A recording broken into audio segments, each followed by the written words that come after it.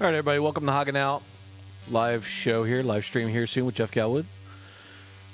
We'll be live after the song. It's only like 3 minutes long. Stay tuned, spread the word, share the stream. We'll be ready here soon. BRB.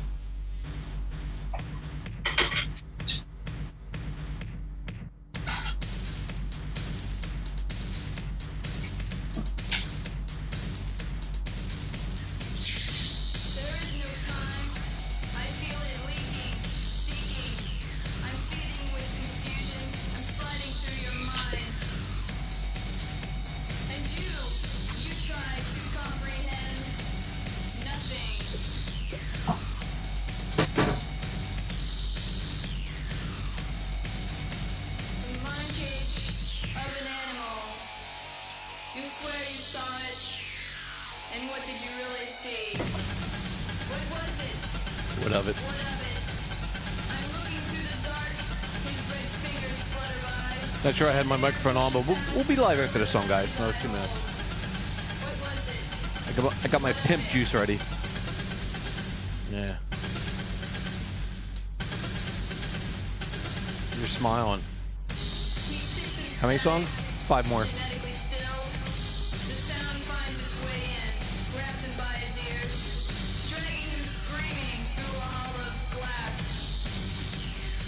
I'm not sure if I had my microphone on. What's up, Tommy? How you doing? LOL. Hey, keep on laughing. That's fine. The DJ. It's Halloween, dude. I like the scary songs.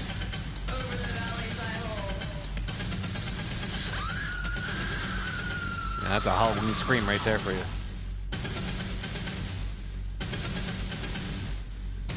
It's no friggin' Monster Mash, bro.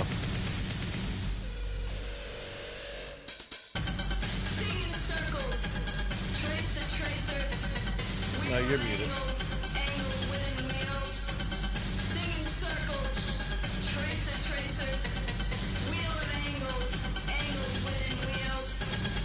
Alright, start stream. The Monster Mash. I can't hear you. Got me on mute, I believe. No, I don't got you on mute, bro. You can hear me? Yeah, I can hear you. Can you hear me? Yeah. That doesn't mess with the tunes? Oh, no, dude. No, before you're telling me, it's called ducking, dude. All right, it's called ducking. Before you told me, I had to be real quiet because you're like somebody might hear you behind the music. Well, I don't think you'll be over the music, but whatever. So I got a bottle of this tonight, man. Just started. So OE baby, from back in the day. Oh shit. OE 40 ounce baby. Got to start it. Oh, you crossed out your face of your friend. My friend's face, yeah. Yeah, your friend's face. I can hear both of you. Thank you, Tammy. Yeah. Do we sound nice and clear? Nice and clear. Jeff sounds good. Jeff finally got a nice. I guess. Well, you got your iPad now. Is this? It's an iPad Pro. I wouldn't. Yeah. It's a new one, right? Yeah, it's newer. Cool. I wouldn't say it's nice. It's an iPad Pro. It's adequate. I just want you to get a nice camera now for when you do your live streams. That's what I want. Yeah, I need to get some more. I don't know what to buy. There's just so many options. There's too many options. Yeah, it seems like you're a person that likes your attention to detail, right? Detail oriented. Well, I don't. Here's the thing. I'm going to buy something, and then 6 months later, I'll find out that there's something better that I should have bought. Technology advances every 6 months, Jeff. We want me to tell you. Well, I'm not saying that. If I buy one of the best things I can possibly buy, and then they come out with an updated version a year later, that's fine. But I don't want to buy something that I'm like, oh, you should have actually bought this type or this, type of. I brought my Sony 6600. It's 24 frames, 4K. I'm like, it's good. Live stream, 1080, 60 frames. I'm like, it's perfect. I'm like, I'm using a shitty webcam right now. See, 922. It's super clear. It's really clear. And this camera's like 8 years old, I think. I see 922. Crossed out your friend's name too, man. You're like a serial killer, like all like upset, crossing out. I was a little upset today. Like I crossed him out. Cut out all of your photos of him with you and stuff that you have from your past herping trips.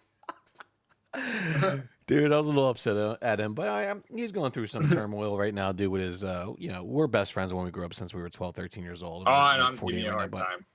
No. But it's just I feel bad for the guy. He's been drinking since 5 a.m. I said, dude, just fucking sober up and get over here, right? So, hey, listen, he's going through some turmoil. He's a little upset right now. His friend's in the hospital. It's our friend, more his friend than my friend, but. Me and this guy, we had some good times. That guy that's in the hospital right now. But yeah, it is with it. Ricky Lopez, what's up, man? Tammy, what's up? Timothy Reptiles, how you doing? Yeah, so it shit happens. It is what it is, man. So Yeah. For a second, when you said John, I was like, oh man, is John Rice in here? But then it was your friend John, not my friend John. Different John. Well, John from J&J, Herping. John from J&J. Yeah, John from J&J. So how are you doing there, Jeff, dude? How's the breeding going? Anything Going special good. you want to talk about? Like what kind of morphs? World's first. I'm sure you already produced a couple of those, right? Or no? This season? Yeah. I don't really I think so. last season you said you had like 6 or 7, 5 or 6 or something. Yeah, last season I produced a decent amount. This season, I'm making more like project animals, like multi-hets and stuff like that. I didn't produce anything though. I don't think would be really considered like a world's first. I mean, I've got better versions of things. Like I have lemon ghost sables this year that are 75% lemon ghost sable. I'm gonna have some really nice lemon ghost albinos here. I'll produce some more snowburst. More like super arctic sunburst combo stuff. But pretty much like kind of like nothing. I don't think I hit anything new this year that I didn't hit previous year. Well, maybe one thing, but it's like a newer project. So I'm not talking about that one yet until I kind of have a better understanding of how it works. Okay. Which isn't something good to say because I said it. Now people are going to wonder what it is. Although I don't think DMing you now. Too many people are hearing me right now. So just everybody forget about that. But I produced some they can hear you, trust me. Stuff. Yeah. So you're basically reproducing what you did last year. Yeah, essentially. But I did hatch out some Swiss chocolate, and that was different. You're doing Swiss chocolate? Yeah, I have some. Oh, okay. Yeah, but it's not like I didn't hit any world's first. But not for for me, they are. Well, that's good, right? I guess that's positive. Who's the guy over in the EU that produces them? It's Swiss Chocolate Factory or whatever. Yeah, Jewel Toth. Yeah, he's produced a lot of them. I think I'm subscribed to him on. I follow him. I think on. Yeah, Instagram. he's got. Yeah, that's his whole stuff. Mm-hmm. Yeah, it popped up in his collection, and so he's made he's made a lot of combos before he released them. I mean, I was kind of under the impression he didn't have that many combos, and then like fucking 2 years after I breed him, guys got everywhere with all these cool combos. Does he have an Arctic Swiss chocolate? Yeah, he's got like everything Swiss chocolate. He's got super Arctic Swiss chocolate, super Arctic Swiss chocolate. He's got toffee conda, toffee super conda, albino super conda Swiss chocolate, lavender Swiss chocolate. What? Yeah, it's axanthic Swiss chocolate. I'm like, can you really tell the difference on those other morphs or no? It's weird, right? Yeah, I mean, yeah, you can. I mean, the other thing is too, a lot of these it's such a dark, different in person. melanistic animal, right? Yeah, well, the trait works very similar to that of sable. Sable is extreme, but it's not on the same loci, not on the same location allele, so it's not allelic. So if you breed a sable to Swiss, you get double hets. But there is some differences. Swiss are definitely darker. Well, the funny thing is, sables. I have some pretty dark sables. Actually, sables kind of progressively get a little darker with age, and some seem to kind of max out. But I have had some that continually gotten darker. I had this one, my original sable male, which actually I sold. When he was like 5 years old, he was like almost jet black, very little pattern, and it's probably one of the darkest. And it's darker than any of the Swiss I actually own, and I own some blacks. Well, he's probably on par with my one black Swiss, female. But it's a cool project. The Swiss have overall darker head mass. Swiss definitely hatch out much darker than sables hatch out as, but sables progressively get darker, while Swiss sometimes actually I feel like get a little lighter or a little darker.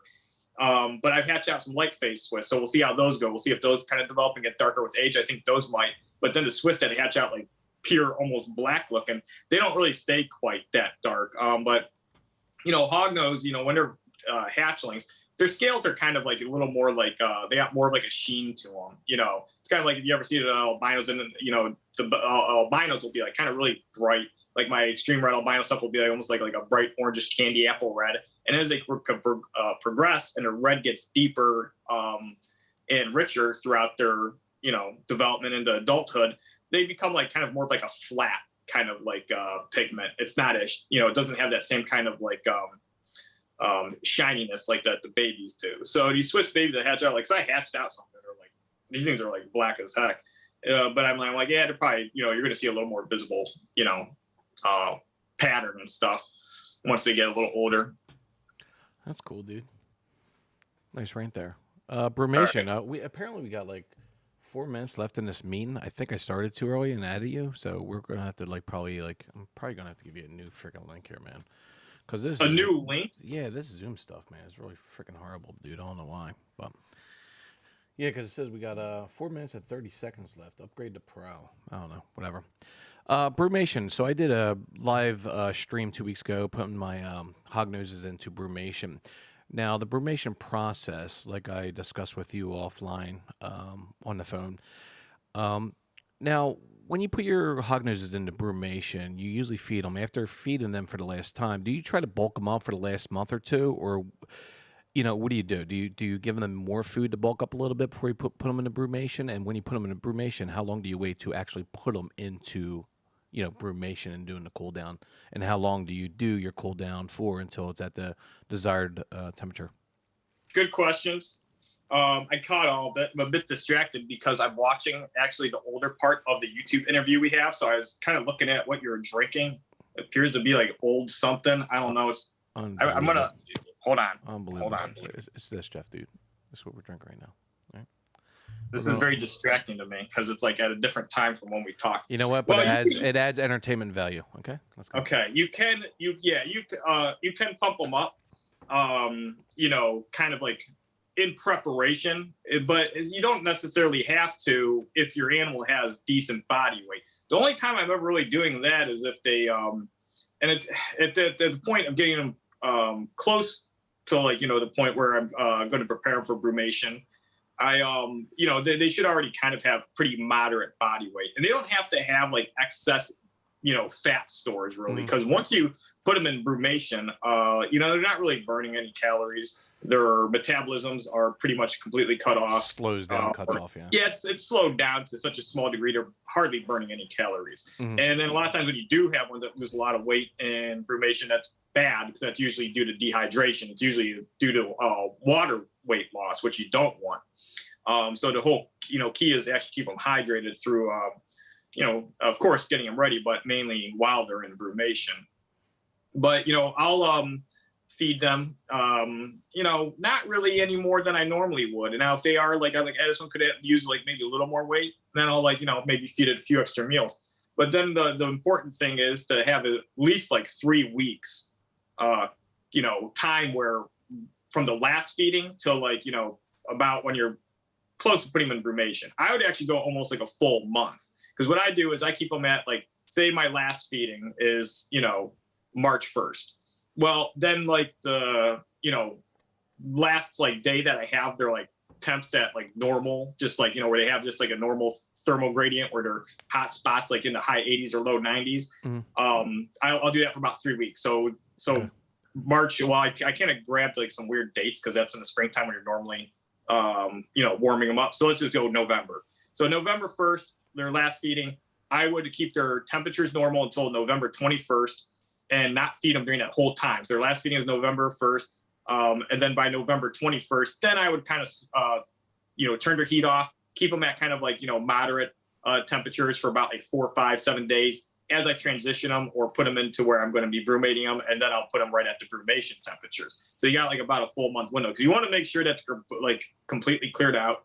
You don't want to have, any material. I mean, there will always still be some, trace amounts in their digestive tract, but you just don't want any decent amount of waste in their digestive tract, which can, cause, sepsis or bacterial infection, anything like that. Because if you brumate them with, food in their stomach, it can rot, cause, pretty bad infection. And all right, Jeff, don't mean to cut you off. Hold that train of thought. I'm going to give you another link on Instagram so you can join. All right, we'll go there. And sorry about this, guys. Apparently, I got to upgrade to Pro, I guess, on Zoom meeting.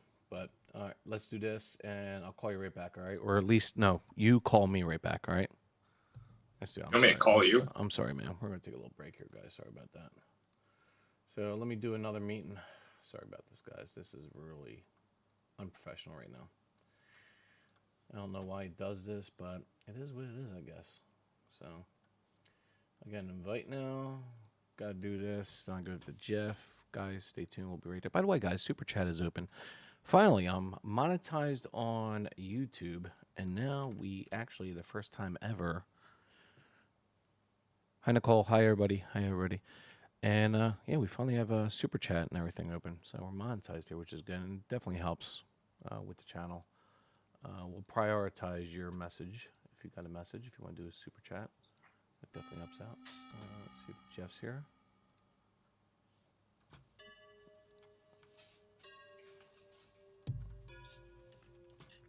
Why is it playing music? No. All right, let's do that. And I think Jeff is here now. No? Give him a link. How's everybody doing tonight? iHogs 300. Hey guys, what's going on, iHogs? What's up? Nicole, Trinity, how you doing? Ricky, how you doing? Just waiting for Jeff. Jeff is here now. Let me bring him in, and then we'll be good to go. All right, we are good. All right, Jeff, you hear me? We're good?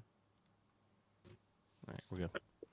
All right, continue. Brumation, feeding. You bring your Hognose, well, your last feed in, and then you lower the temperature. Well, you keep the temperature for 3 weeks. Make sure their bowel movement is blip. Everything's cleaned in their intestines. Boom, boom, boom, boom. And go ahead, go from there. Yeah, and then so it's about like a full month until they're actually in brumation from the very last time they're fed. And it could be a little, I mean, it doesn't have to be exact. I mean, it could be like even 5 or 6 weeks, especially if you're doing like a slower taper with the temperature. I don't really see any benefit to it. But when hognose have adequate body weight, especially adults, and they're off feed or they're just like being transitioned to like, or, prepared for brumation, okay. Their metabolism already is going to start slowing down just from them not having stuff in their digestive tract. Cause they're very, good at preserving and conserving nutrients, just due to the way they adapted to survive the plains for the millions of years that they've been around. Yeah. So, and then at that point, I brumate them. I like to use a cocoa coir sand mix. I kind of make it loamy because that's what they naturally brumate in. It's very similar to that of loam, the mixture I do. And, then I just I got that from you, by the way, the cocoa coir and the sand. You told me that last year. Yeah. I love it. I used the coarse cocoa coir because I like I told people last week or 2 weeks ago on my live stream, I said, I just feel, if in tubs in a wine cord, it adds a little bit more airflow with the coarse. And then with the sand on the bottom, it adds the potassium, magnesium, the minerals they would need, I would think. And last year I used that mixture and it worked freaking great, man. They lost hardly any body weight. So, sorry, go ahead. Good. Yeah, no, that's like, so yeah, you experienced it firsthand. You used it. And it's a, tried and true method. It's definitely, because the thing is, I've heard of people like, having hognose that get dehydrated in brumation. I've actually had it happen too when I brumate on wood chips. Anytime I hear of snakes passing away in brumation, they're usually in very dry conditions. When I brumate like this, I don't lose any. I've even brumated hundreds of babies in the same method, and you bring them out and they're all fine. I want to talk about that too. Keep that in mind because I want to talk about babies and brumating them. Okay. And I had a question about that on my live stream, which I want to talk to you about because that's a really good topic to really discuss. And to add with what you said, hydration. Like 2 weeks ago when I hosted my live stream, I got a spray bottle. I just missed it. The cocoa coir down, got it rolled, not moist, not wet, not like soaking, just a little bit to get the dust down. And you know what? I just checked on them again today, man. There's like a little, humidity, like a little, water droplets on the top and the sides, just a little bit, but they stay hydrated. So like you said, it's good to keep your hognoses hydrated a little bit when it comes to the brumation process, right? Yep. Yeah, that's the whole key through the brumation is just keeping their temperatures. Like, the temperatures aren't really super important. I mean, whether you're brumating at like 50 degrees or like 62 degrees, I haven't noticed any real difference. At the low 60s, they're definitely going to be a little more active and their metabolism is going to be functioning at like a slightly higher rate.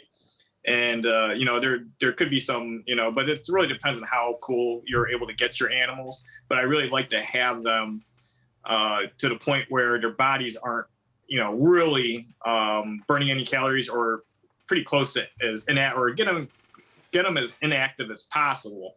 Because if you do brumate at warmer temps, like say, because I've brumated at like low and mid 60s, and if you brumate, say, higher 60s or even like low 70s, while that can still work, especially if you keep them dark and everything, the issue with that could be like, the animals' metabolisms are still a little active.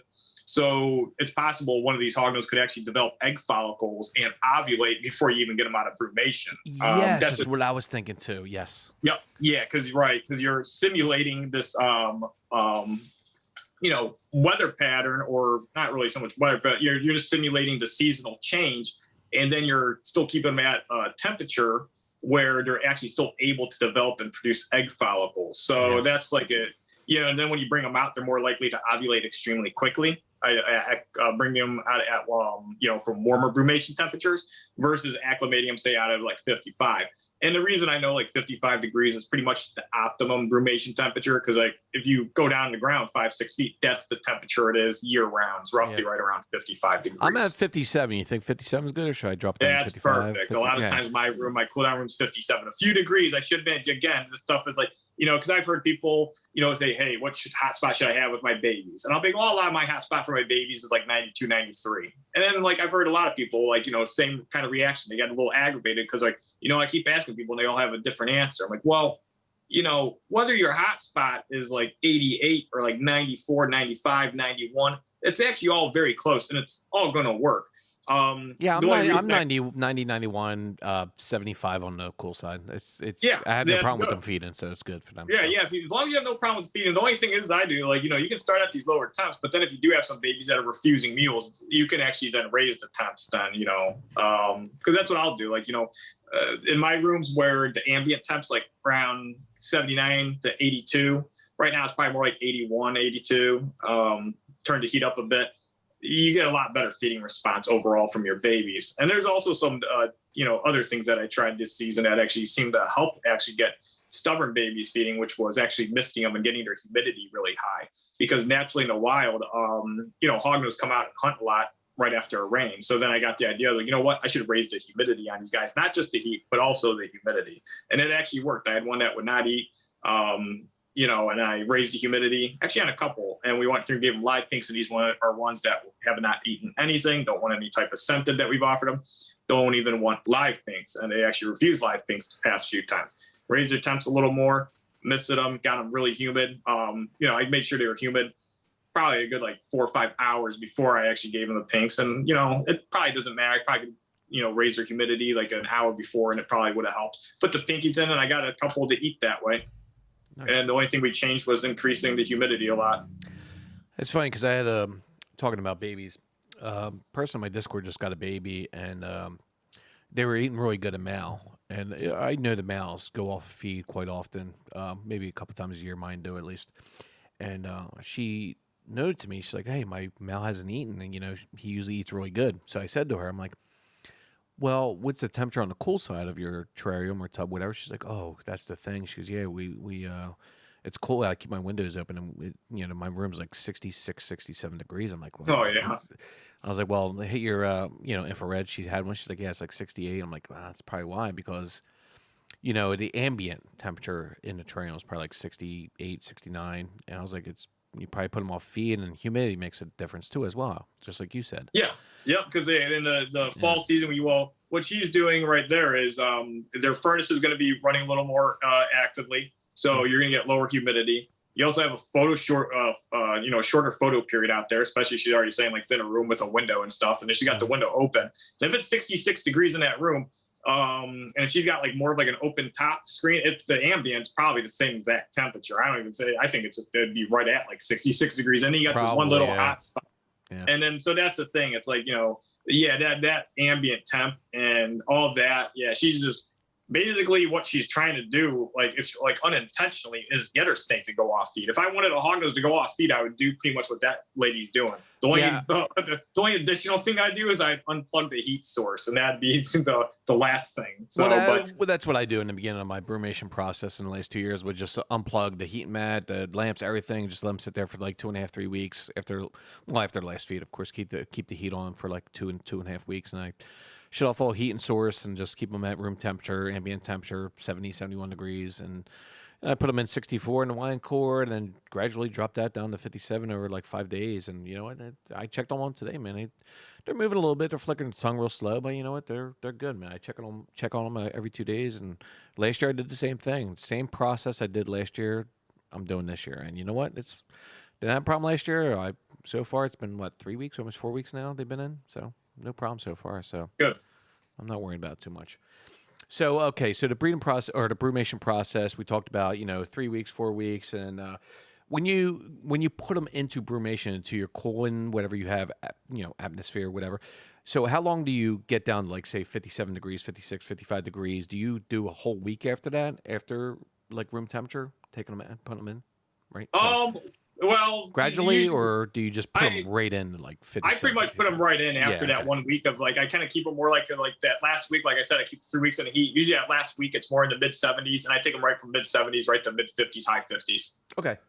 So you can do the gradual. I just, like, where they come from. I mean, they do have abrupt temperature changes where they're from. Like they can go right from, I mean, they'll definitely have probably, definitely bigger nightfalls, in the fall, like up until leading to this, severe temperature drop, which I'm referring to, that can occur. Because like my, Dan Eby, he lives in Montana, and, I've seen him where it's like, still, mid end of September, and it's still in the 80s and sometimes 90s during the day. And then, within a few weeks, it's, 40s and 50s and 30s and, rain and, cloudy. So, this stuff can change like in like a week. So it's not it doesn't do any harm to drop them pretty suddenly. Yeah, same here. Like in New Jersey, I'm like, today we were at 70 degrees and we're going down to 38 tonight. And, if you got your hognoses, eastern hognoses out there sunning up, and, they hide in a piece of wood or a log or go underneath into their burrow, because there's a lot of burrows here that the hognoses like around here. Even if they go inside, they're going to get that ambient temperature of like maybe like 45, 50, 48 degrees. And it's a big drastic drop from 70 all the way down to 48. So like you said, put them in, 70, just drop them, in a few days. It's fine, 2 days. And that's no problem, like you said. I did that actually last year. You told me last year, like I put them out. I was like, they're 64 degrees. Yeah, I just drop it tomorrow, man, down to 55. I'm like, all right. And actually, I did that over 2 days. I think I did like 58 and down to 55, and they were fine. So, but this year I did a little bit more gradual drop. But you know what? I looked at him, and Andy was smiling at me today, so I'm pretty cool with that. So the brumation. So when you brumate, how long do you actually brumate your hognoses? I know you told me in the past that you bring out your males like a week or two before your females. So why don't you talk about that? I think it's a good idea to bring out your males a couple weeks earlier just to get them prepped.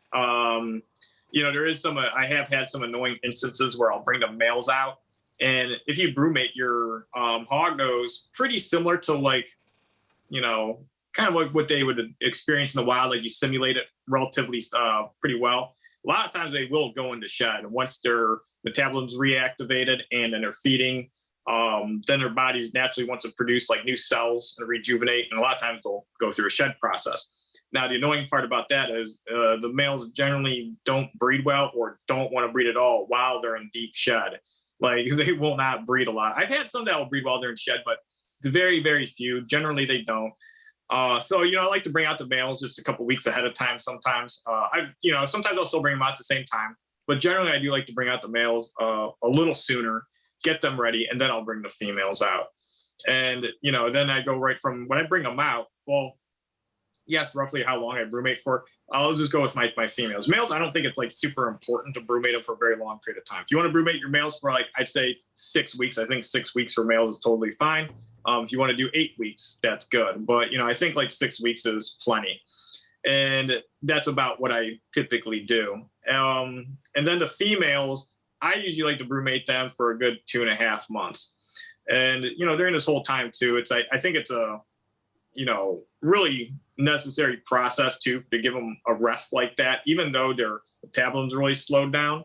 When you do bring them out of brumation and everything, you start feeding back up, they do a lot of times go through that, shed cycle soon after. If not, well, the one thing is though, I'm never looking for a shed, like a pre-ovulation shed, which a lot of people refer to them as. Yeah, I talked to you last year about that, and you're like, Joe, don't worry about that. This is what you do. Don't, because not all of them will do it. You'll end up missing like at least like half your females. If not, if you're just waiting for a shed to pair, a lot of them won't do it. In the wild, I think most of them are pretty much all shedding when they come out of brumation. But in the wild, a lot of these females are brumating for like 4 or 5, sometimes even almost 6 months, especially with some of these northern localities. So, the shorter brumation simulation that we have in captivity. And, another thing is, too, when they do come out of brumation in the wild, a lot of times they have a little bit of scale rot because, they were sitting in damp areas for, months on end. And so then a lot of times it's just natural, or it's good for their body just, to go through a shed process to, rejuvenate and repair any, damaged, tissue. And so that's the thing too, when you brumate them and everything and you warm them up, you're also putting them into that instinctive, cycle of when they should naturally, kind of breed. And then you're basically organizing everything, because no matter what you're doing, whether it's like, you're at work, running a business, doing your hobby, to be productive or to have like good success, it's really key to be organized. And so when you're brumating these animals, essentially what you are doing is you're naturally organizing them to breed at a desired time. This way you're not going to miss egg follicle ovulations, where they develop their egg follicles and, at a really quick point, and the female then consequently ovulates because their egg follicles are mature, but you have yet to put a male in. And that happens a lot more often with people that don't brumate, because when you don't brumate, you're not putting your female in, organized cycle. And she might want to ovulate 2 months earlier the next season, or even a month or 2 later after, she did the previous season. Okay. So, that's why I think it's very important to brumate. And I know that wasn't the exact question, but I think that's kind of like in line with everything we're talking about. So I figured I'd just kind of put that out there. No, it was definitely good. The next thing I want to talk about, since you were just basically on the precipice of this, is, okay, you brumate, you're bringing them out of brumation. Now, when you bring your females, let's talk about females, not males. When you bring your females out when it comes to ovulation, so you're bringing your females out of brumation, okay? So you're bringing them out, bingo. So what's the reverse process of putting them in to taking them out? So the reverse process will be what for females, when do you start feeding them, and when do you start pairing the males with the females? So let's talk about that. You mean that? What do you mean by reverse? Bringing them out of brumation. Okay. All right. Yeah. So we're just talking about bringing them out of brumation. So let's talk about bringing them out of brumation. Okay. So the females, specifically the females, right? It's specifically the females. Okay, feeding them, and when do you pair? Do you pair them multiple times? What should we look for? Do they get a little, more plump on the lower side? Should we look for that when it comes to, developing egg follicles? Egg follicle growth. Here's the one thing. I've actually thought about it for the past decade, and I've never done it. But I do know. I know actually somebody reached out to me and told me that they did it. And before they even said anything about it, it's funny because I told them the results, they're going to be a little tricky with it. And the guy goes, "Oh, that's interesting," because he goes, "Now that you say," because I did observe that with ultrasounding. Because I always thought about ultrasounding my females, but the thing is, Hognose develop egg follicles pretty quickly. And sometimes when they get close to mature, the females are actually not even wanting to lock up because they're so close to ovulating. And sometimes they are very receptive. And the problem is, if they're not receptive, like immediately, and you're really late, you got to get them, you're basically, only have like a few days. And so the best thing to do is like to breed them, just before that happens. And so I have really, really good success without having the ultrasound. And having the ultrasound, since they do develop egg follicles pretty quickly, you'd have to be doing it very often. And so I kind of seen it as like, even though I think it could be helpful, not really conducive to success. It's just adding this whole other complicated thing that we're going to have to do all the time and keep notes on. And that's what I told this person that was asking me about it, or was actually telling me that they tried. I was like, well, the other thing is too, I was like, Hognose are going to have various different sizes of actually mature egg follicles. Yeah. And I know this without having an ultrasound, just based on feeling them and size of infertile eggs they'll lay and fertile eggs. their egg follicles, can be different. So that's what he goes, that's funny that you mentioned that, because when I ultrasounded my females, he goes, a lot of them had different size egg follicles. Like some ones were at different stages than others. And we know that they're not, really at different stages, because they're going to be ovulating, right at the same time. They're going to be late at the same time. There's not a lot of time for, variation here, or, for them to actually ovulate at separate times, these, egg follicles, but there's going to be different size eggs essentially. So, you'd want to ultrasound if you did it. You'd want to catch really, really early egg follicle growth, which could be beneficial, but I think it'd be very tough to go around and do it with a bunch of females, especially when you're feeding them all the time and you're going to have to pick them up. So my thing is, usually I like to give them like 2 small meals before I pair them. And generally this is happening about, when in first pairings, roughly around 2 to 3 weeks. The earliest I usually ever have females ovulate post brumation is about like maybe 2.5 weeks. Maybe it's more like 3 weeks for the early females. So, but you can kind of get, you can kind of like see which ones might be doing it, because you will kind of see some lower end swelling. Although it's kind of tough to pick up. You have to have kind of like a keen eye. But I look at them so often. I've done this, for so long watching them, but even then I'll still miss them. So my whole thing is I try to pair them before that, and you can palpate them and try to feel for egg follicles.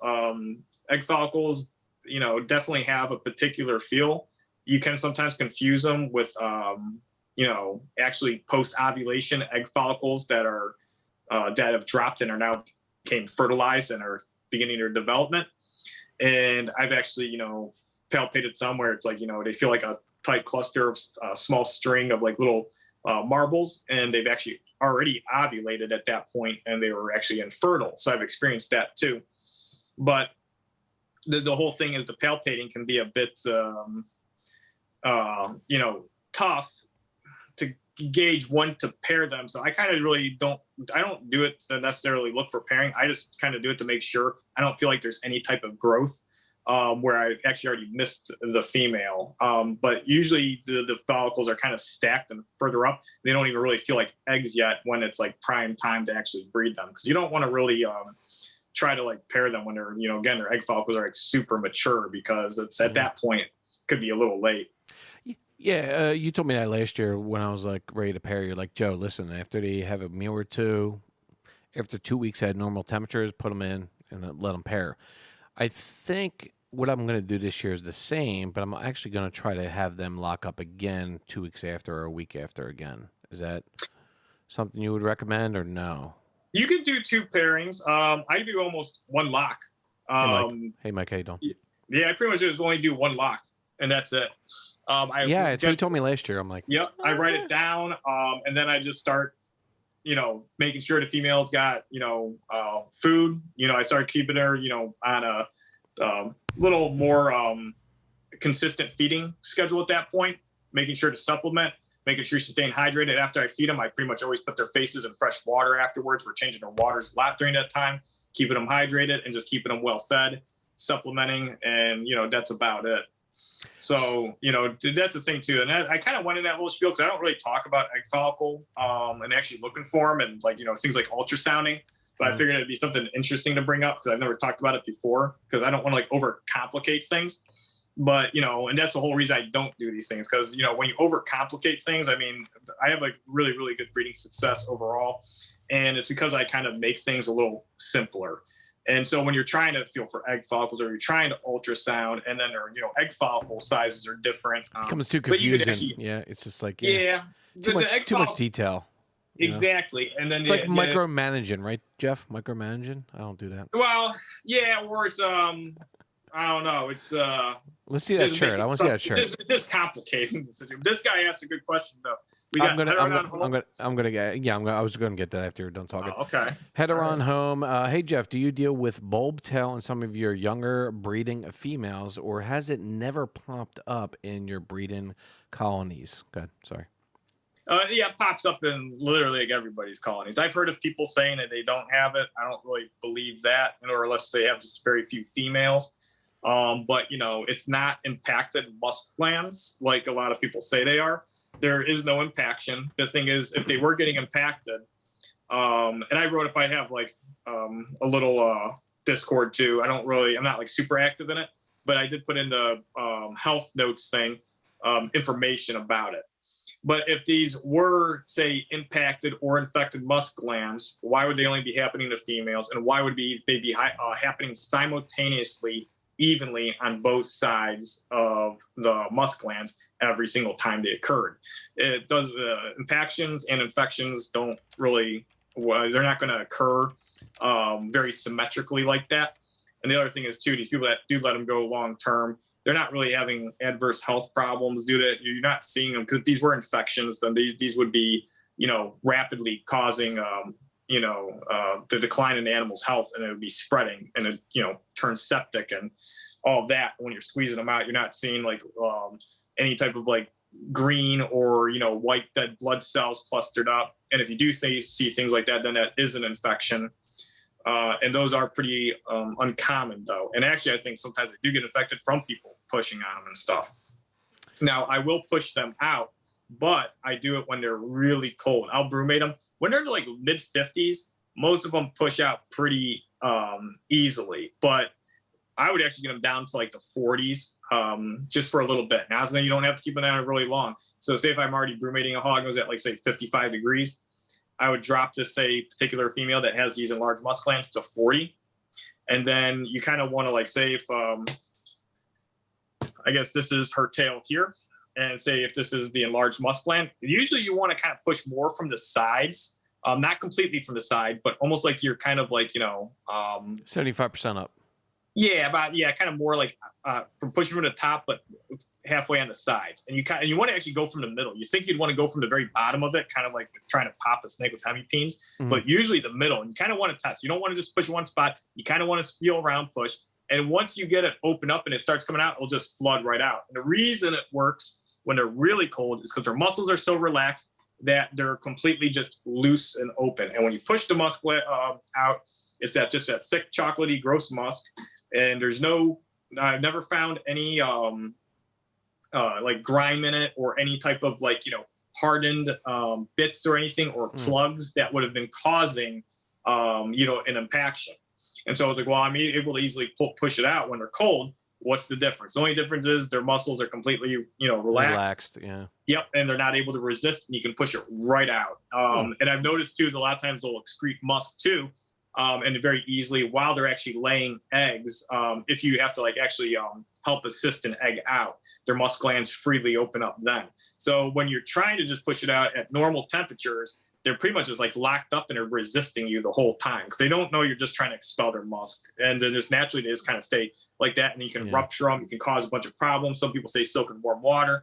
I see a lot of like veterinarians kind of giving their input on that, but these aren't people that are experienced with hognose snakes. They're just, looking at reptiles in general, and they're seeing this and they think automatically, oh, it must be impacted. They're not impacted though. Now, I'm sure every now and then a few are. Actually, I had a female with enlarged musk glands, a younger female that had her on home, asked me, do I ever have younger females with it? Yeah, sometimes, not often. But this female, her musk gland contents were actually like thicker and more like dry. It didn't seem to have as much, just water, within her musk. Because, obviously in this musk, there's the one key component, and it's going to be water. Hers were kind of thick though, but I still was able to push it all out. This year when I brumated them and I pushed that, it was like I got pretty much all of them out. One was pretty still tough, and it was ones like they're tougher than, I put them at colder temperatures. But I was pushing these their musk gland contents out around like 56. But again, it works better when you're like in the 40s. If you get them like in the 40s and they're very, very just like, completely like shut down, and it's not going to harm your snake as long as your snake's completely cured out. Even getting hognose down to the mid or high 30s is not adverse to their health at all. They've evolved to actually withstand very cold temperatures. I think sometimes in the wild, when they're brumating, they even experience these temperatures a bit. And as they actually get colder, they'll actually probably stage down further and further in these abandoned rodent burrows. And so I think that's kind of how they actually gauge when springtime's around or it's warm enough to come out, when there's enough consistent warm weather. It's because, they can feel that there's warmth happening further up, and they'll start kind of gradually staging and moving towards it. Yep. And then when it's getting colder in the winter and they go down these burrows and say if they're down 1.5 foot and stuff, yep, and let's say it's in the 50s or whatever, and it's sunny out again, they might actually come out and bask. This is late fall in this example. And then if you get a big temperature drop at night again, it's like 40 degrees and it goes back down. And then let's say the next few days it goes down to the 30s, and now that temperature is even dropping further where the snake is staged down as a abandoned burrow, well, then it's just going to move further away from its cold. It's going to go towards where it's safe. And, I've seen hognose get down to like right around freezing temperatures, and it does not affect them in a bad way. I don't even know what the killing point for hognose is getting them cold. I don't want to find out, but I believe it's around 29 or 30 or 31. I think more like 29 or 30. I know at 32. Is it right around there? Yeah. Yeah, 32, 33 won't kill them. That's for sure. It's so funny because the one spot me and John go to, or at least a spot that John knows of, is where he found a handful of hognoses back in the day. And when I walked around there this year and last year, I mean, like, there were so many uprooted trees with barrows. Like, you could just see a big, huge barrow hole, and it went down. I flashed my light in there. Dude, it goes down way deep, man. I was like, holy crap, man. I was like, that's freaking amazing. And he's like, yeah, I found one here. So we, walk back a little bit. Hey, dude, uprooted roots, trees, just barrows, man. It's incredible. A lot of them, too, man. So I suspect that's the reason why he found a lot of hognose back in the day at this spot, man, because it's just uprooted trees. And they like those uprooted trees, I think, right? The barrows. So well, the uprooted tree. Crazy. So like, some they species go deep, man. Like friggin' like 3-4 feet. It's like crazy. How big is the burrow? Is it like pretty large around? It's probably like maybe raccoons go in there. It's probably like, I would say 2 feet by a foot, like 2 feet wide, a foot high. Oh, it sounds like a fox den or something. It really sounds like a den. It could be a fox den, but there's like a lot of smaller holes in this net, If there's the hognose love areas where there's a lot of healthy habitat, and they like going underneath the highlands, and then underneath, like okay, but. Yeah, for any of these hognose, a healthy habitat, and to have a healthy habitat, it needs to have a healthy population of other species of animals that, are going to support the overall habitat for the hognose snakes. Like if you go out, now if we're talking about plains, easterns are a little different. I feel like easterns are a little more adaptive and a little not as, they're not as... They experience more extreme weather. Well, they're not as dependent on their habitat as plains are. Plains, you can find them in short, tall grass prairies, oak savanna. But the one thing is that they have in common, it's got to be in an area with a healthy, prairie habitat. Whether it's they have to have a source or a good population of native rodents there that are excavating burrows out for them, so they can utilize these abandoned burrows. And that's actually a form of commensalism. When a species what's relies on commensalism? Yeah, it's when a species relies on an other species. Okay, gotcha. Yeah, to survive, but doesn't negatively impact them, because you could consider anything that if it negatively impacts them, because hognose needs toads or even tiger salamanders. Well, that's not commensalism, because it's a natural impact, but wow, I learned something today. Commensalism, I like it. Yeah, commensalism, so you see it in like some. Never heard of that word. That's awesome. Yeah. So that's so they really rely on pocket gopher burrows, pocket mouse, and then even like in Kansas, I'm sure they inhabit the prairie dog burrows, because like you go to Kansas or Colorado, there's like the prairie dog burrows are like everywhere. But anyhow, but you need to have a healthy habitat too, like lizards, toads, frogs, tiger salamanders and stuff like that. Yeah, here where I go, man, eastern hognose, man, they got plenty of food where I'm going, man. And they're mostly in the, highlands, plains. I'm like, it's a good area where I go. We haven't found one yet, man. And we're going to talk about herping here in a little bit. But, man, I'm so excited for next year, man. It's not even funny. Guys, if you're here, hit that like button. We have like 15 people here. Hit that like button. I would definitely, there we go. All right, we got another like. Hit that like button. Thank you very much. Jeff, I got one more question, and we're going to have to, we got 7 minutes left on our meeting here, and we're going to have to do another one because I didn't upgrade to Pro. Mike Scalera. Hey, Mike, how you doing there, buddy? Hey, Jeff, I know I've spoken to you about this, but others might be interested. Is there a benefit to offering a variety diet other than mice, specifically quail, chicks, or other feeders? African softers. Yep. Yeah. Yeah, definitely. Hognose are somewhat opportunistic feeders, and they have an extremely varied diet, kind of like a specialized, adapted diet to their range, because they're eating a lot of very interesting prey compared to other species. Because they eat a lot of lizard eggs as babies. As adults, if they're in the range, they'll eat a decent amount of turtle eggs, but those are also seasonal. So that's not their primary source of food, but in certain, times of year it can be. But then there's other populations where there are no turtles. Over there in those populations, they might be eating more toads and tiger salamanders and frogs. And then the thing is too, like quail, that's just like, fully developed embryo of, a baby bird. And, bird eggs are, actually sometimes do make up a part of a hognose's diet. It's going to be very, very seldom, but there are a lot of grounded nesting birds in the plains, quite a few different little species. There's even like the greater chicken prairie lays eggs on it. I mean, there's killdeer. I'm sure there's a whole bunch of others. I'm not actually that really knowledgeable on birds, and there's a lot of species of birds. But anyway, so they sometimes will eat, ground nesting bird eggs, but like when they eat, like say turtle eggs or even lizard eggs, the composition of like a turtle egg and a chicken egg, quail egg is very similar.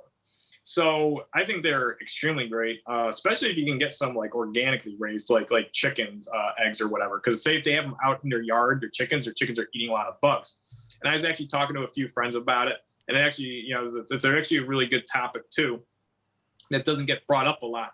But one important thing is, like, what are these people feeding their rodents to? Because sometimes people feed them a higher fat lab block, or the Missouri is pretty good. The Missouri diet's good, but some people will feed them the lab chow where it's higher in fat, especially during the winter, and they'll cause the mice to produce more offspring, more babies, and that's great as far as production. But, mice with higher fat content aren't as healthy for your snakes. They're not going to be as healthy for like a number of snakes, not just hognose, but you can even overfeed corn snakes. I've seen corn snakes that make horrible breeders because people got them too big and they have fatty deposits. And corn snakes in the wild eat a lot of lizards as babies, but, as adults, they're opportunistic and they'll eat, rodents if they come across them. But, the thing is, a varied diet, I think, is an extremely good, thing to, incorporate into your hognose. African soft fur rats, they're probably a little leaner. I could see them being a little more muscular than mice. When you're feeding like the fuzzies, I don't know if there's like that big of a difference, but it definitely isn't going to be a negative. I think African soft furs, and somebody actually did a study with the ball pythons. The African soft furs are actually significantly better than the rats. And so if African soft furs are even working, even though it's a completely different species, I think African soft furs, from everything I've heard, are extremely healthy, extremely beneficial to incorporate into your diet if you want to vary the diet a bit. A lot of the good or the key parts of raising your hognose on a good diet, though, is really portion control, I believe, because I have hognose, that were 10 years old that still produce very well. And I did it all through portion control. And these are ones that are pretty much primarily only fed mice. So it's not, impossible to keep these hognose for a long life, a healthy life, just on mice. But I do think incorporating a varied diet is great. You can't get African soft furs in California. What, are they illegal there? I knew Jeff was going to read that. I saw that pop up on chat. I'm like, here we go. Everything's illegal anymore. Everything. California sucks for everything. I don't know why. Well, they do. I'm sure it's nice to live there, but oh my God. They have palm trees. Sorry, Tranny, Nicole. We're not. Yeah, that completely. I mean, the thing is, I was kind of running on a little too long right there. That was the whole thing to throw, that completely. I was like, God, man, you can't just do anything. Well, she laughed. Or Nicole, you can just do like chicken eggs, quail eggs, and quail. Then you don't need to get the African soft furs. You don't have to offend who the fuck lobbies for that one. Oh, Jeff, we're not gonna. We talk privately about that. All right. Oh no. We do. I don't want to talk about politics. I'm done with politics. Yeah, I know. We're not going to talk about Nobody. it. I don't want to hear about Oh, wait, politics I wanted unless it's unless all about Hognose political reptiles stuff is sucks. Unless you're just gonna say everything in politics sucks, I'll get on that page. Yeah, I'm tired of we're all. on that page. Yeah, November 8th is coming up there, Jeff. Okay. Okay. Question I wanted to talk. Well, since you're talking about that with the mice and everything, so I noticed when I fed Annie, I think was, and Syl, my 2 females, I fed them large mice white fur, and they regurgitated the fur on like 2 feed-ins in a row. And now I'm going to just basically hairless, and they have no problem with hairless. Have you found a problem with that, like feeding your hair? With hair. I mean, they don't. It's weird. They regurgitate. I had them regurgitate. I'm like, oh, that's fur. I'm like, what the hell's up with that? I don't think it's that weird. Once you, I'll tell you why. Okay, it's kind of like, you ever have a hognose snake? Well, by the way, Nicole's cracking up right now. So when you have hognose snakes that eat their own eggs, generally they'll throw up the eggshell. Not always. Sometimes they'll digest them, but usually it makes their shit smell really bad. That's why, like, some people are like, you ever leave their slugs in to let them eat them? I'm like, no. Just like the egg-eating snake, all right? So. Yeah, they'll. Well, the funny thing is, the egg-eating snake, though, a lot of times I can understand why the shell is so cool looking, man. When you watch that live, yeah, it's wild. Well, like these African egg-eating snakes, so they have those like extra like spikes in their throat where they actually pop. And it makes sense because those are like, they're eating like bird eggs that are like, the eggshell. Oh shit, we're done. Nah, bro, I gotta start another stream here, bro. Jeff's gonna be all upset right now. He's probably still talking. Hold on. Man, this meeting, dude. Why do I gotta create a new meeting every 30 minutes? Sorry, guys. Go take a break. We'll be right back. Unbelievable. Jeff's gonna be so upset right now, dude. It's not even funny. Invite. Oh my God, Jeff, I gotta invite you again. Hold on, guys. Stay tuned. We'll be right back. Hold on. New link. Oh my God. Jeff's gonna be like, dude, what the hell you doing, Joe? Sorry, guys. Running again. I'm cracking up right now. Yeah, I know. So am I. It's like I gotta wait for Jeff to come back. Jeff got yeet. Yeet it. Jeff got yeet. Like, yeah, dude. He got cut out right away, bro. He's like, nah, bro. He's probably still talking too. He's like, yeah, the eggs in the yellow, they go down, they regurgitate. He's probably like, what the fuck, bro? Oh my God. I love Jeff, man. Jeff's good people, man. I talk to him all the time. He's a good dude. He's very knowledgeable, dude, when it comes to hognoses, as you can tell. This guy he's a legend, man. He's a legend. He created the freaking Arctic morph. One of the first morphs ever with a hognose. Arctic. Come on, man. This guy's a legend. All right, Jeff, hop on in. He's probably still talking, dude. He's probably like, what's going on? He's probably watching the live stream right now, me busting his balls. I said, Jeff, watch the live stream, dude. He's like, oh, yeah, it's a good idea. I'm like, yeah, you can see the chat. And he's like, oh, yeah, it's a good idea. Yeah, I can see the chat, read the chat. I'm like, yeah, good, awesome. Let's do it, bro. Oh, my God, he's so funny. I love it. This is a great stream. Thanks, Nicole. Yeah, we have fun here. It's very knowledgeable, very good information, informative. And we have a good time, It's funny. Did you make it to the hamburger show? No, Mike, we talked. No, I didn't. Next one's in December. I will make that. Hold on, is Jeff here yet? Hold on, Jeff. New stream link. God, I gotta get pro here, man. I got find another provider to do live streams because this is bullshit. Greatest podcast in the world, Sharp. Hugs. Thank you very much, man. Check out our other live shows. We have a lot of fun here. By the way, guys, super chat. I'm actually monetized on YouTube now, so it helps out. All right, Jeff. Jeff's probably like fucking like still talking. He's probably like, why is Joe's face on the live stream? I'm talking right now. I gotta do the hamburger show, man. I definitely gotta do that, Mike. I know me and you talk privately about that, but I gotta get there, man. I think the next one, Jeff or Mike, is December, right? December? I think it's December. Come on, Jeff, hop in. Let's go. New stream. Just see now. Okay, he's hopping in right now. Hold on. We're gonna get this going. We're having a good time. There he is. Oh my God, Jeff, you're back. Oh my god, I hate this. I gotta do something here, Jeff. I'm sorry. Guys, see the Bob's Balls shirt? Oh man, hold on. We gotta get a close up on that. Let's go. There we go. There we go. Think you could get HOTS and I'm a proof I'm typing Viper. Okay. Everybody likes this stream, Jeff. They think this stream's on fire, dude. They like it. They like this stuff. Cool. Well, we're talking Hognose, so you're talking about my area of expertise. Yeah, I don't want to say I'm an expert. Well, I say, listen. There's a lot of information here. Interest. Jeff is a frickin'. He's the captain when it comes to this. He, created. I like Hognose snakes. I really believe I like Hognose snakes more than pretty much anybody. I don't like to challenge it. I don't like to be like, oh, I'm better or I'm more of this. But when it comes to liking Hognose snakes, I kind of find it hard to believe that anybody would like them more than me. I find it very hard to believe. It'd be a tough one. Do you dream about them, Jeff? Sometimes. Sometimes. Dude, I can't even imagine your fucking head. Like, you're like going, like, you might have a problem with a Hognose or two, right? And you go to bed thinking, like, damn, I hope she's okay in the morning or he's okay. And you probably wake up and you go check on him right away, right? You're that dedicated, right?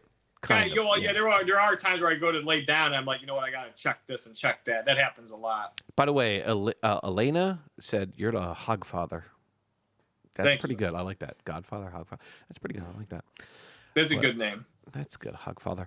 But no, Jeff, it really is, dude. You've been doing this for what? A couple decades, right? At least? Forever. Since you were 16, right? 13, 14?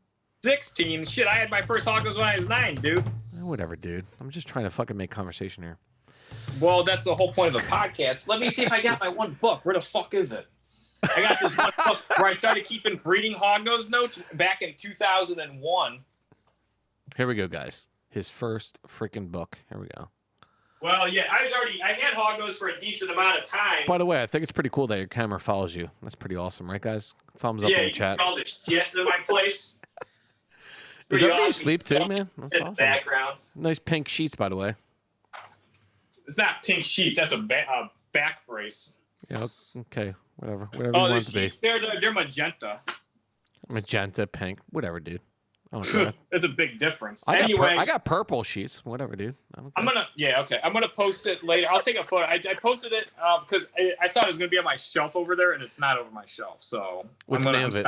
What's the name of it? I'm not gonna be looking for it. Oh, it's just like a old binder that says like Hognose shit or something. When you were younger, you kept the binder and wrote shit down. Yeah, I didn't keep that one very it started in 2001 and it went to like 2007 where I stopped leaving like entries in it. I wish I would have kept entries in there longer, but so that's somehow over 20 years that I've been keeping notes on breeding. I mean, the last there's definitely dead spots where I'm just keeping mental notes. So you're really into observing the Hognose snake, what they do, and writing it down and just taking notes, right? Yeah. Well, that's pretty cool. That's pretty wild, actually. Yeah, back when I was like 14 and stuff, in 2001, I would have been like 14, I guess. What the fuck? How old? Yeah, I would have been like 14.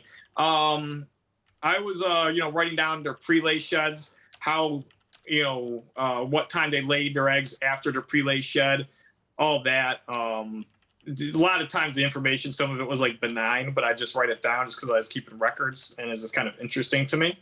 And that's good too when you're like that age and stuff. It's almost like you're trying to make things more scientific than they have to be. Like, oh, female 3B looked at me today. Now I didn't put anything in there that ridiculous. I know. But it's just an example. But I put in some stuff in there that didn't really matter.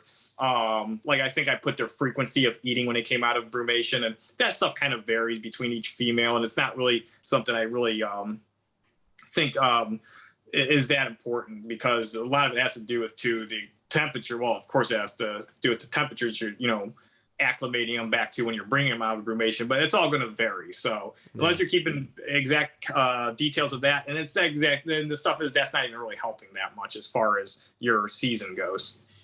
No, true. Herping. You do a lot of herping, Jeff, or no? Used to. I do. I saw a herping video. I think one of your friends sent me a video on Discord of you guys herping. It's pretty cool. I think you found a milk snake, I think it was. Oh, yeah. That wasn't a video. It was just pictures, yeah. That Was it Grace video? Milk No, it was Snake pictures. Hognose. Yeah, it was pictures. It was pictures. Yeah. She never found That's a her. milk snake, so I was like, I'll show you the spot. You find a milk snake in like 5 minutes. But the longest part is walking. Dude, I'm to still the area looking to for a look and friggin' stuff. milk snake in New Jersey, man. Really? Yeah. You got to go to more like, well, I think the one reason you're herping more like the Barrens, and I'm sure they're out there, but Oh, they're out there. There's scarlets out there, coastal plains, Yeah. milk snakes, But corn snakes. I feel like when you go for eastern milk snakes, because I'll find them in like flatter areas in Ohio, but the best areas is when you actually have some elevation changes in like ravines and slopes. Slopes are good for milks. That's where we're tinning this winter. Me and John and I, highlands, slopes, stuff like that. We're going to tin and board up. So I got Nice. like 30 pieces of tin still. I got like 40 boards, particle board. We got a bunch. We got a lot to do this winter, man. We're probably going to have a good, like in a 50-mile radius, probably like 60 pieces of tin and wood out. It's going to be huge this year. We already got 20 out. We did good this year, man. I'm like better than our first year. Or this year we found a lot of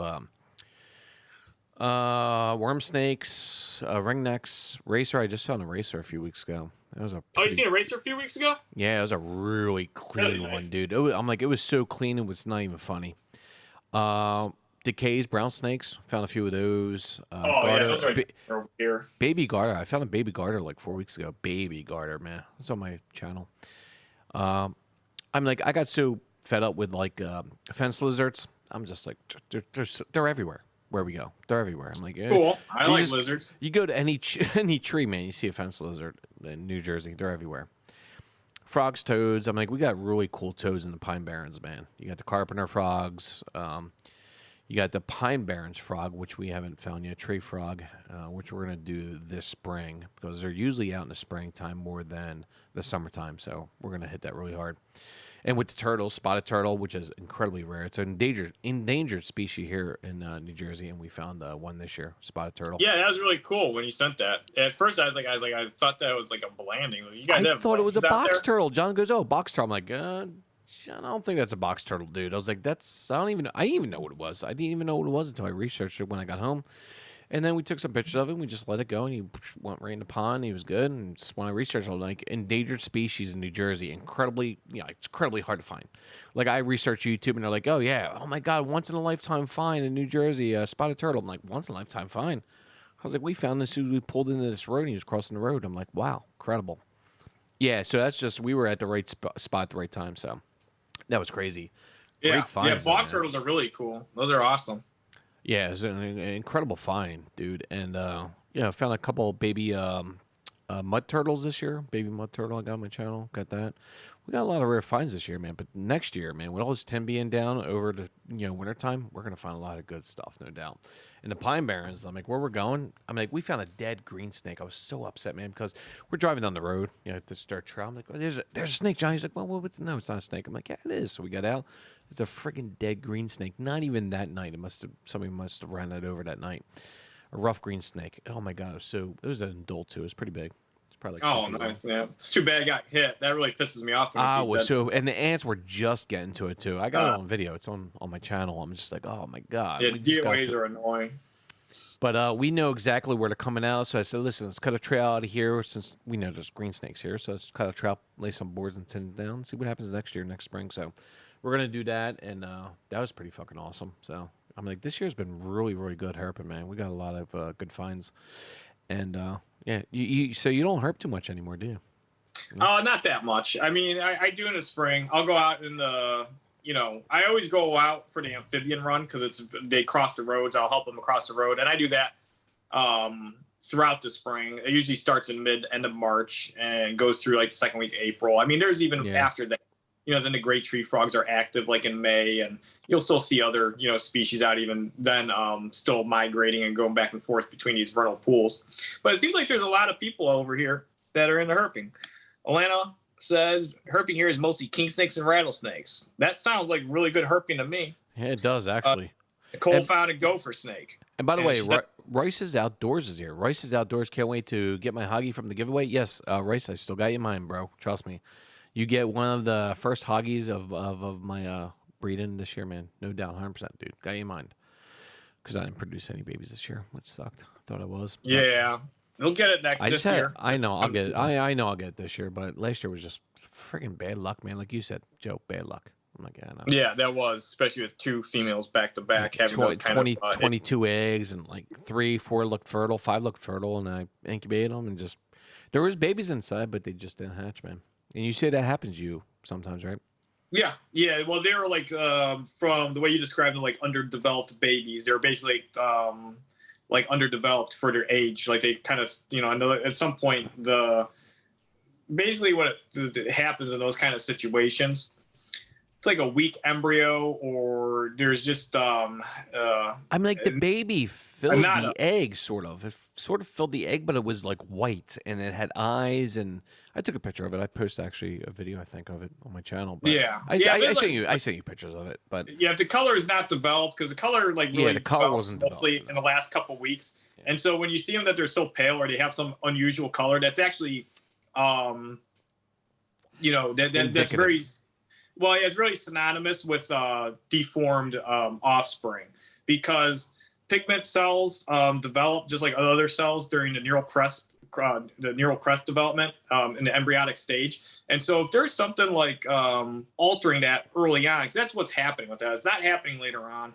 It's happening really early on in the embryonic, beginning development in the neural crest, and all that development, whether it's a bacterial issue, or just a weak embryo, or whatever it is, the baby doesn't have a fighting chance, unfortunately. It's going to develop into a defective, not properly formed baby that's going to consequently die before it's even able to, make it to maturity to hatch. So that's what I'm going to do this year, is what you do. Last year, I put the core fine up top, and I just laid the eggs up top, did a little divot, put it in there. What I'm going to do this year is what you do, is bury them a little bit. Yeah, bury them. That really helps with because the core fights the bacteria, right? It fights back. Well, usually if there's any bacterial issues, it's actually passed on from the mom. It's not usually from anything afterwards. But it's a variable. Yeah, it's a variable that you can't really ever completely escape. It will always happen to some, if you produce enough. I had a clutch that just hatched out, and they actually looked good. And then most of the babies had not fully developed, or they didn't absorb all their yolk sac, and they had a lot of hardened yolk sac inside of them. Mm-hmm. And the incubation temperatures are the same as all the others. The diet of the females same as all the others, and a lot of those babies hatch out and just passed away like immediately. Not all of them, but about 70% of them. And it was very bizarre and weird, and it was very shocking. And when I looked at the babies and I felt them, I could feel the hardened mass in their lower abdomen, all in the area where the yolk sac was supposed to be absorbed, but it was not absorbed correctly, and so that led to their death, unfortunately. And sometimes that just happens when you're hatching out a bunch of hognose. Last year I don't really have any like that, and this year I had with that one clutch there was a lot. There was probably 8 or 9. Yeah, you told me about that. Yeah, that's crazy. Has anyone ever successfully raised up a piebald? Well, there's been those pied. Yeah. There's been those essentially they're not paradox, but they're usually. It seems like the animal actually has a small kink in the area generally, and that development actually cuts off the pigment development too. Whatever is causing the kink issue caused pigment cells not to form there. And so then it's not an actual piebald. It's just kind of like a defect that's also affecting the pigment development. And, I've seen one that didn't have a kink, or the one that we can appear, but or one that appears to us. But, that kind of stuff can still happen. It could be it's just a defect that's causing this aberrant, area that's void of pigment development. And so, I've seen a few, and a couple of them I've heard were, lived past a year. But actually, the funny thing is, I've seen them here and there, people producing those, and some of them look pretty decent as far as health. And I never thought anything of it, but it wasn't until somebody was talking about it or asking in groups. I guess none of those really ever lived for a long period of time. And there might be 1 or 2 now, because that one, Mickle Clumpers had one that had pretty much like no kink, and so I assume that one's still alive, but it's not like something I'm checking in on because it's a cool snake, but it's not really of an interest just because I know it's it's not genetic. It's not genetic. Yeah. All right. The one person asked about regurging babies. Let me see, because that's a question I want to address. Let's see here. Regurging baby. Let's see if I can find it.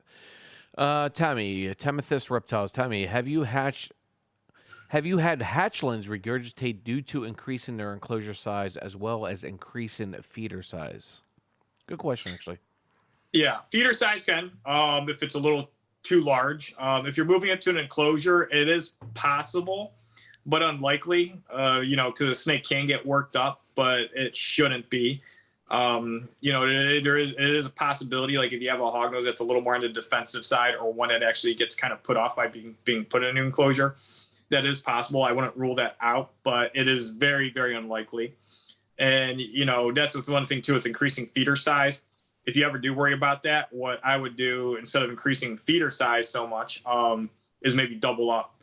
So if you're feeding like, small pinks and your next size pink is like large and it's like, hey, these look pretty big, give the snake 2 small pinks instead, because it'll actually be easier for that animal to break down multiple small meals fed versus one large meal. Because imagine it like, it's just this, let's say, you got 2 like food items this big versus 1 food item this big. Well, all the stomach acids have to go all around this and break down this larger object. Now, if that's 2 smaller meals, the stomach acid's going to have a way easier time digesting it. So smaller, it's kind of just like even like humans. Smaller, more frequent meals are better for people, or like more like gorging on some giant stuff. And not it's like if you eat a 20-pound burger, Jeff, you're probably going to yeah, it's like kind of like that. It's not really good.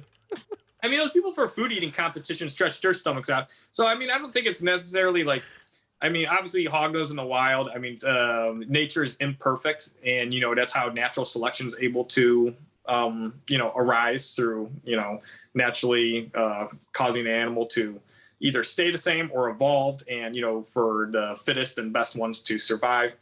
But, I think the smaller frequent meals, and not only do I think it definitely is better for them. So you could always just do that. I have had this happen every year with now that I hatch out so many babies. I'll hatch out babies that actually sometimes have issues with their stomach right from hatching, and their very first meal they'll actually regurge and they're actually kind of like unable to eat, and some of them appear to have like narrow esophaguses or just some type of like congenital defect in their stomach that you can't see. So there's always little tips and tricks. Yeah, there's a lot of like very variables to all this stuff, like because I've never even had like baby hognose I had hatched out like that before, up until more recently.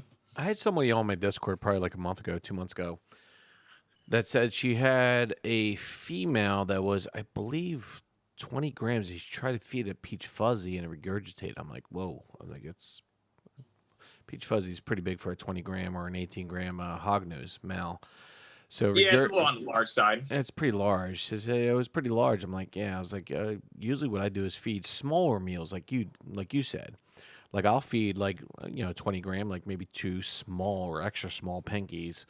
And like you said, I think it's more healthy for them. That's what I promote on my channel. Like when I do the feed-in videos on my channel, guys, I think it's healthier to feed smaller meals. Even my females that are like 240, 260 grams, I'll just feed them like large mice, hairless mice, 2 of them, and just smaller meals. I think is like Jeff said, it's more optimal. It's better for them. It's easier for them to digest, and I'd rather feed them like 2 large instead of 1 extra large. You know what I mean? It's just I feel like my hognoses are more healthy when it comes to feeding them small meals. That's why I post on Discord the sizes and what size mouse you should feed. And I got a video on that too on this channel on what you should feed your hognoses. And I just feel like small meals are better. People are like, oh, I want my hog, and I get this on my Discord. You guys know this if you're on my Discord. Oh, I just want her to get bigger. I want him to get bigger. I want him to get bigger.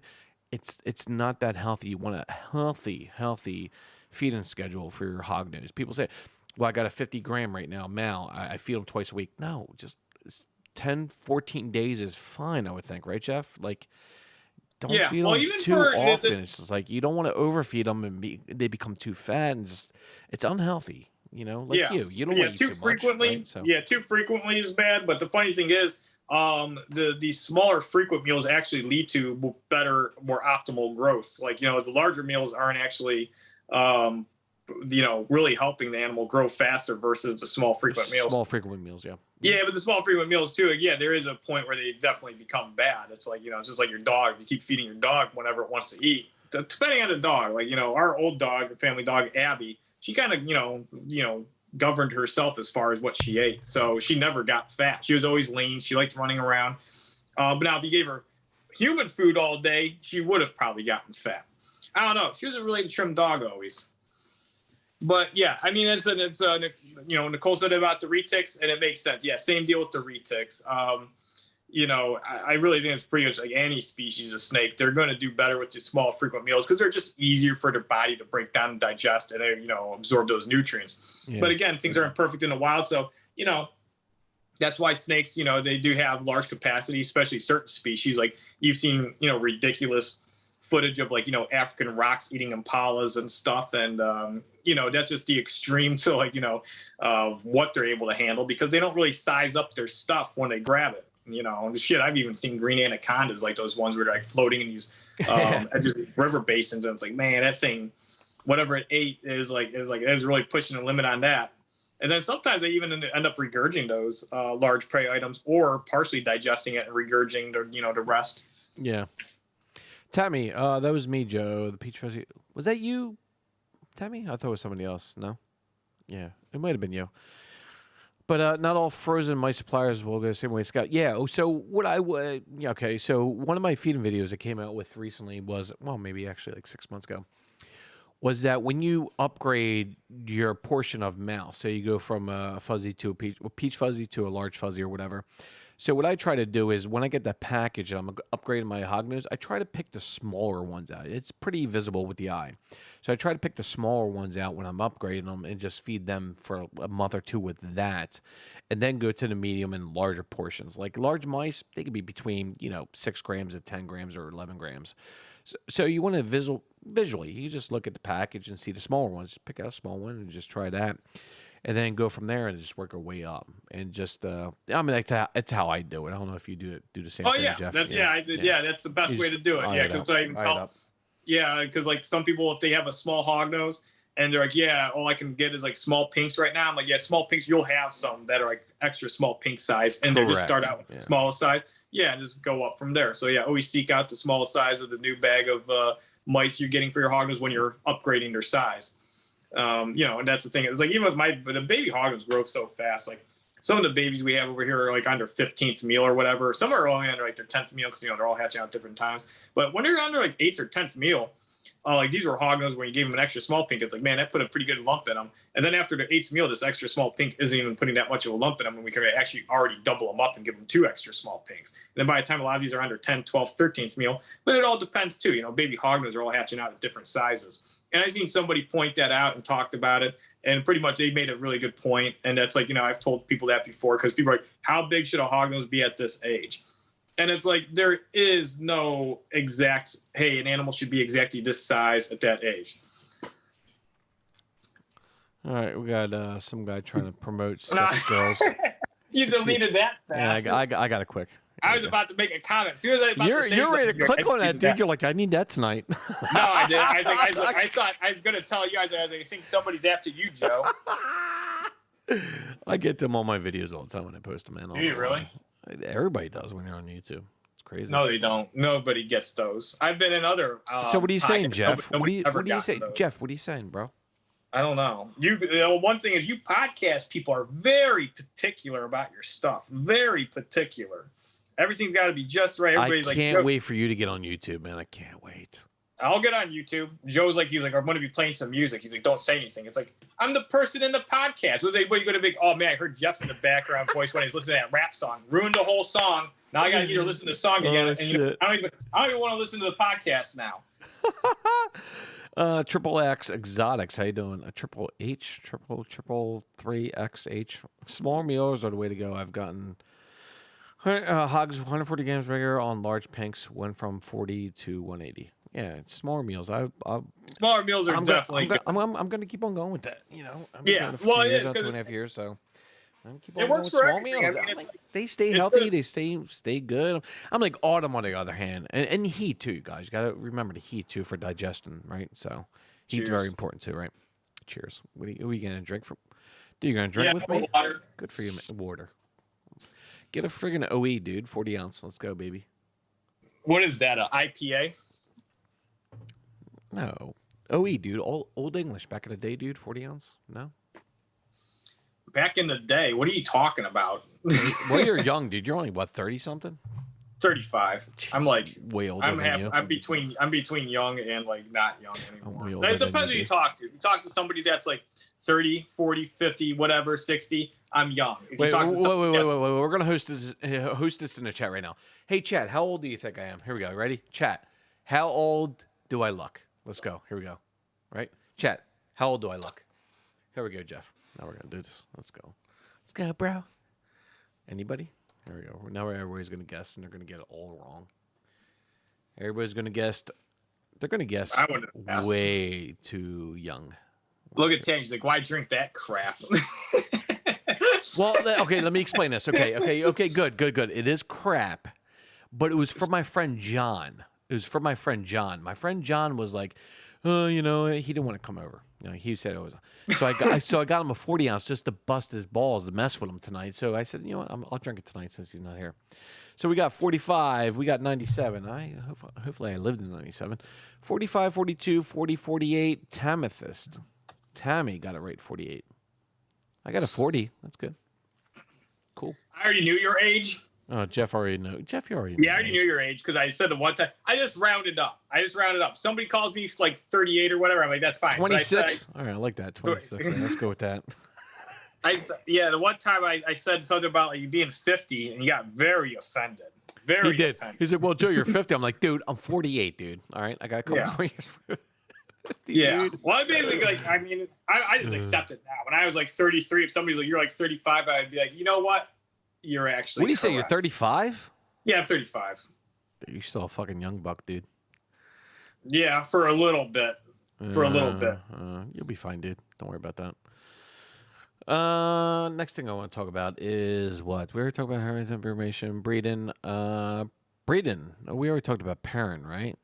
Jesus Christ, yeah, dude. When I pair, I look for one lock. I didn't go into a big detail about pairing though. There's a lot of things to look out for pairing. Wait, let's talk. Yeah, Of course, you only talked a little bit. Okay, let's talk about pairing, guys. So pairing, you take your males out like a week or two ahead of time, get them fed up or whatever, try to get them back on feed, and then you bring out your females, and then lock up. You said, okay, I remember now. So you told me last year, like, Joe, as soon as you get them on the new normal temperatures, 2 weeks, try to pair them, whatever, and that worked for me last year, no doubt. And I said about locking them a second time, maybe a week or two afterwards, see what happens, right? So let's start there. So what do you do? What's your plan? What do you do? Yeah, the whole locking process is, that's the thing is I look for one lock, one good solid lock. And it's very rare that I'm ever really looking for a second lock. If I'm looking for a second lock, it's usually because I prefer an other male to breed, or it's like I want to see if I can double sire the clutch. But if I'm trying to ever double sire clutch, I'm never doing two like drastically different males. Let's say I'm breeding a sable female to like an Arctic lavender condom male. I might also put a moonstone in there because then everything's going to be either het. It's all going to be het, sable, and lavender, regardless of the male. But I might get some Arctic condas or just condas if the Arctic lav condom male fathers more of the clutch, or I might just get more Arctics if the moonstone male ends up fathering the clutch. So if I ever do like put a couple males in there, always make sure you kind of put something where you can at least know what it is. Like you'd always do like a super condom male and like a super Arctic male, because then if you have either Arctic babies or condom babies, then you know which are which. You go, this guy fathered it. So it's even possible to father, but that's just talking about double siring. It's not something I really kind of look to do very often. But if I am kind of like a little short on males, or if a female is being a little reluctant and I want to get more males in there, because right now, what I didn't open with is I'm actually talking about females that are more reluctant to be receptive towards the male. And it could be for a number of reasons. Could just be early. So don't beat yourself up if it's like, the male's been in there for like 3-4 days and they're just always kind of like, male's trying to like court her, but she's just kind of like, just flapping her tail, then tries to just like crawl away real fast and get away and just doesn't seem that interested. What I do in those cases, I'll just leave the male for, 2 or 3 days with her and then pull them out, feed them up, and retry again, or even put in a different male. Sometimes certain males are a little more receptive with other females. I did that last year because you told me to do that. So it's like, that's the thing. And it that's worked. It worked. Put another female and it worked. Yeah. People ask me about pairings, and I do have precise pairings, but I never have, ever in mind, like I'm going to breed exactly this male to this female and this male to this female, and it's all going to go according to plan. There is some, I do improvise based on when the time of the males lock. Because the other thing is too, the males need a resting period between females they lock with. You can't just have them lock and then just pair them with another female 2 days later, unless you want to get some possibly bad fertility. You kind of have to give the male a break and fed up and watered and stuff. And I haven't noticed like overbreeding a male, or what I would almost kind of think might be overbreeding a male. I haven't seen it result in a prolapse or anything like that. So as long as you pace them out and you take your, feeding them up and, getting the food on them, supplementing. And sometimes these males will even go off feed though during breeding. And if they're doing that, I'll just give them supplements through their water. I'll give them like the chick and duckling. Sounds like chicken Pete's. I like going there and eating. Yeah, and it has it has vitamins and minerals in it too. And so, because sometimes they'll the males will go off feed while breeding. Like my moonbeam males do that for some reason every year. They're like the best feeders when they're not breeding, and then as soon as they start breeding, they start like becoming very infrequent feeders, and sometimes don't eat like the entire season. Then I got these like other guys, they'll eat the whole time. Then some are kind of more sporadic. So if they ever go off feed, that's not anything to really be worried about, especially for your males. Now your females, I've heard of people like, oh, my female is out of brumation and she's not really interested in eating. Well, let's talk about that real quick. So let me stop you there. I had a problem with Rosie last year. I told you about that. I brought her out of brumation. Oh, black kitty, nice. So I brought Rosie. Get distracted. Keep asking. So I brought Rosie out of brumation last year. You know that. And so I tried to feed her for like, I got a normal temperature, and I tried to feed her like 2 weeks after, and she wouldn't feed for like 4 weeks. And you said, Joe, just pair, yeah, just don't worry about it. So after I paired her, she fed like the next week, which was really cool. But like you said, just I guess don't wait for the female. Try to pair her as soon as possible. 2 weeks at normal temperatures, right?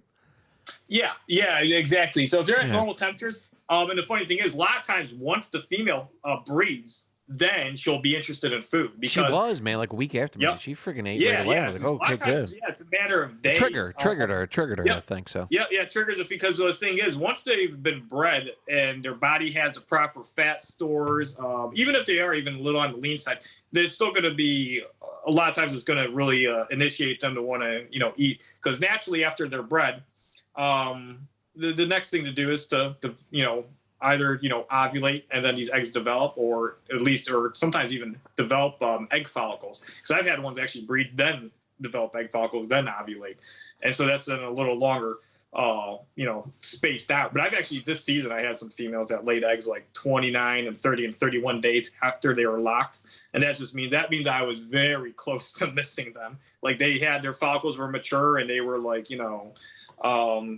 pretty much like right on the verge of ovulating and probably just holding out and waiting. But that's one thing too with these females. That's why you do want to kind of pair them in kind of like a little bit of just be a little sensitive to their time, or just be a little aware of their time. I mean, just because they're weird. You want to get that sperm in there, right? Yeah, but they'll ovulate without being bred. So that's why you kind of want to make sure, you get these pairings pretty deep, pretty early on. Oh, kitty cat. See the kitty cat. I love cats, man. I got to get a cat, man. Yeah, they're kind of, I don't know. I mean, I like this cat, but here we go. Cat people, they really don't tell you things about these animals. I mean, I have a nice cat. Don't worry. When you get married, you're going to have like 50 cats, dude. All right? You're going to have a cat woman. Yeah, sure. Well, these, because the thing is, she does like weird stuff. Like, sometimes I'll be sleeping and she'll stalk you. Yeah. Yeah, she'll bite my hair and yank some hairs out of my head for no reason. If I told you all these things, and then sometimes she'll just be running up and down the hallway. I know it's called the zoomies. Sometimes she'll just start howling and zoomies? stuff. What's that? Yeah, they run around. They get, zoom around, yeah. Okay, yeah. gotcha. Yeah, but if I described everything she did, she can open up all my doors, and she jumps up these things, rattles bags, and plays with everything, pulls my hair out. If I described everything to you about this cat, but I did not tell you that it was a cat, and I told you to guess what animal I kept based on her behavior, you would think I owned a capuchin monkey, but I don't. She's behind you now, dude. It's a cat. She's stalking you, dude. She's ready to jump on your shoulder. Oh, that's funny as fuck. Yo, maybe I don't speak Spanish, dude. I hugs. Sorry, bro. This is an American channel. We speak English here. I'm sorry, bro. No, that's pretty rude. I am just messing around with him. California. Dude, I do. I actually one of my employees been teaching me some Spanish, man. It was pretty cool. He's been teaching me like "Mama mi la pinga." I'm not. You probably know what that means, Mama. You get to that. The howling is crazy. Our cats used to do it. Your cat howls? Oh yeah, she makes like this howling meow. She'll make like, especially when she wants to, like, if I'm out in my office area, because I have to lock the door because she knows how to open doors. That one's was like she can't open. She doesn't have opposable thumbs, so she's not that like evolved. But she can open up my sliding pocket doors, no problem. I can put all kinds of obstructions. But my one door, there's like a kick plate where it's like I got like that little lip at the bottom where you can pull it open with your foot. Okay. She learned how to open that within 3 times of watching me open it. She's very smart. Cats are smart, man. Cats are smart, man. No doubt. Yeah, I didn't know they were smart. Is like because since they're kind of a little more reclusive and they're not as social. And the dogs you see more often with tricks and commands, but somebody actually did a bunch of stuff with cats. It's like these traveling circus duo, these 2 girls, and they're talking about they're like cats. Well, you can tell they're cat people, of course, but they're like cats are actually way smarter. Tammy says cats are jerks most of the time. I hate litter boxes. Oh yeah, the litter box thing. It's kind of funny though that these guys bury their own shit. She'll use her front paws and she buries hers really well. And she likes 2 litter boxes now. She has 1 to pee in and 1 to poop in. And 2? Yeah, really? Yeah. She has 2. It's like I already have like snakes in their enclosures that shit all the time that I have to clean up. Now down to the cat. And she likes to shit indoors too. She likes to play with pens too. She like messes with all my pens. She'll knock my stuff on the floor. That's another fun thing they like to do. Ellie Marie. Highly recommended the litter robot to avoid litter box stink. $500 worth it. $500? I don't know. Is it worth it? I don't know. Oh yeah. I'd rather buy a Hognose, to be honest with you. I believe it. If it's time, save me time. It saves time. But I don't know if she'll like that because she doesn't like stuff. It doesn't seem like she likes litter boxes that if they're enclosed or anything above them. Yeah, so she might not like that. You should have an extra litter box per number of cats in the home. Okay. Yeah, I've heard that too. A lot of people say you should have 2 litter boxes. So she has 2 now. Because it gets the mouse spray, maybe? I don't know. This will be my only cat. There's definitely going to be no more cats after her. She's she's a nice cat. But I don't like my hair getting pulled out in the middle of the night. Doesn't do that too much. Seriously, how often does that happen? Quite often? It probably happened like a total of 5-6 times since I've owned her. Really? Okay. Yeah. Yeah, we don't want to be pulling that hair out, man. Look at that hair tonight, guys. I used to mess with Jeff's hair, but now look good. Look good, didn't I? Well, yeah, that still. What did I say? Who did I say you looked like before? I forget. Oh my god, it was on your Dana Carvey or somebody or Dana Patrick. No, what did I say? You looked like some. I forget. Fucking, you looked like. It was somebody like it was like somebody I didn't even look like. It was like funny. And you laughed. You're like, yeah, whatever, Joe. Like, what? I forget who it was. It was like, oh man, Dana Patrick or something or something like that. I don't even know. Yeah, or like Whitney Houston. It was like no. It was not Whitney Houston. It was Whoopi Goldberg. Whoopi Goldberg. Yeah, your hair was like all knotted and stuff one day. It's like I think it was Whoopi Goldberg. I said no. I forget. Ailey's adjusted to the robotic litter box. Oh, they adjust pretty quick. Yeah, Manuel put in a bunch of Spanish for you, Joe, but you never read it. I can't read that, dude. I don't even know. Puerto Rico, I believe you're allowed to own hognose. Hawaii, you can't own any reptiles, any snakes. You might be able to own certain reptiles. Hawaii is very weird because they have a lot of invasive species that have done a lot of damage. Spanish to English. We're going to translate right now here live on stream. Well, I could already figure out the hognose snakes in Puerto Rico. Over there on the island, there are people collecting these snakes, and we don't even know Jeff has received orders from hognose snakes from Puerto Rico or Hawaii. Oh, okay. Okay. I thought he was asking about if you could own them there. Nope. Now, he's talking about you. Oh, God. Jeff is gone. Jeff's gone. He's going to be so upset at me right now, dude. He's gone. I hate this, dude. I got to start every, 30 minutes. Sorry, guys. Let me do this again. Dude, it dropped the audio. No way, bro. And it dropped Jeff. Invite link. Oh, I'm sorry. This adds community value to the stream. New link, Jeff. LOL. He'll be here back in a second, dude. Oh no, Allie. That's fine. Hello. Yeah, Jeff. I sent you a new link, dude. I don't know why, bro, man. Oh God. I gotta stretch. Stretch. There we go. Podcast has moved the comments. Oh yeah, I know, dude. You're good, bro. Don't worry, we'll be done in 30 minutes, I guess. It's good. It's good, man. Having fun here, man. You guys having fun? We're having fun, right? Be back momentarily. Okay, good. Oh shit. All right, guys, what we're gonna do? I'm gonna show you guys a. Let's do this. Let's go to, hold on, let me show you a video. Let's do HOGOUT real quick before Jeff gets back. And let's do content here. Let's watch a video real quick. It's a quick video. This is me and my friend John Herping, and this is our bloopers and blunders, hanging out and smoking weed. Let's watch this real quick. Let's watch a video. It'll be fun. Trust me. Oh God. J&J Herping Adventures. Here we go, guys. Let's just watch this real quick. Hold on. Can we do this? I think we can. Yeah, there we go. All right, let's watch this. Let's have some fun. How you doing, everyone? Joe from HOGOUT with the Magoo. Let's get on with bloopers and blunders number 2 here on HOGOUT. That would suck. $2,000 camera. How much sell? That's a blooper.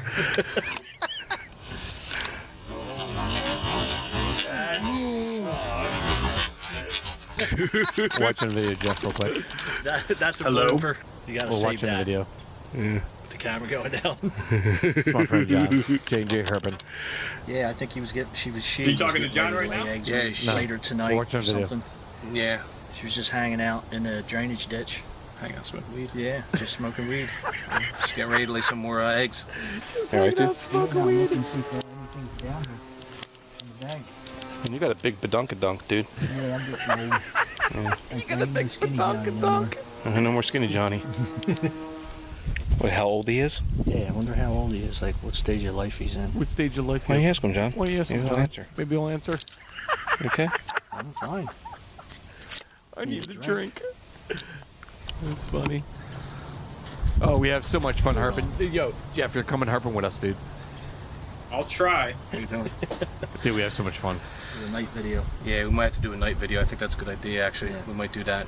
So, guys, I hope you enjoyed this episode of J&J Herping Adventures. We'll see you on the next video. John? Adios. Don't say that. Okay, our first video, he said, "Adios, adios, I'm John, motherfuckers." you So, screwed it all up. I told, don't say it again. Hi, everybody. I'm John, and this is Joe from J&J Herping.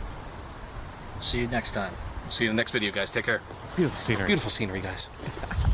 Usually the Hello, mother Mr. hangs Deer. out with babies for about 3 or 4 days after they hatch. Oh, there's a deer right there. Hi, Mr. Deer. All right, you're gonna do the intro. I don't do intros. I don't do intros. Just say, Everything. just say, hey guys, Joe and Everything. John from J&J Herping Adventures. Joe, what are we doing today? And then I'll come in. Every. Do that. Do what? Okay, everybody. J&J John does an Herping intro. Adventures. This is John. I am in Berlin, New Jersey, and I got my first herp of the night. It is a toad, and he's ugly, and he's hanging out smoking weed, and he's going to eat mosquitoes tonight. Beautiful f***ing frog. Get him. Oh, what the f*** is this net? Oh, dude. Learn how to net, dude.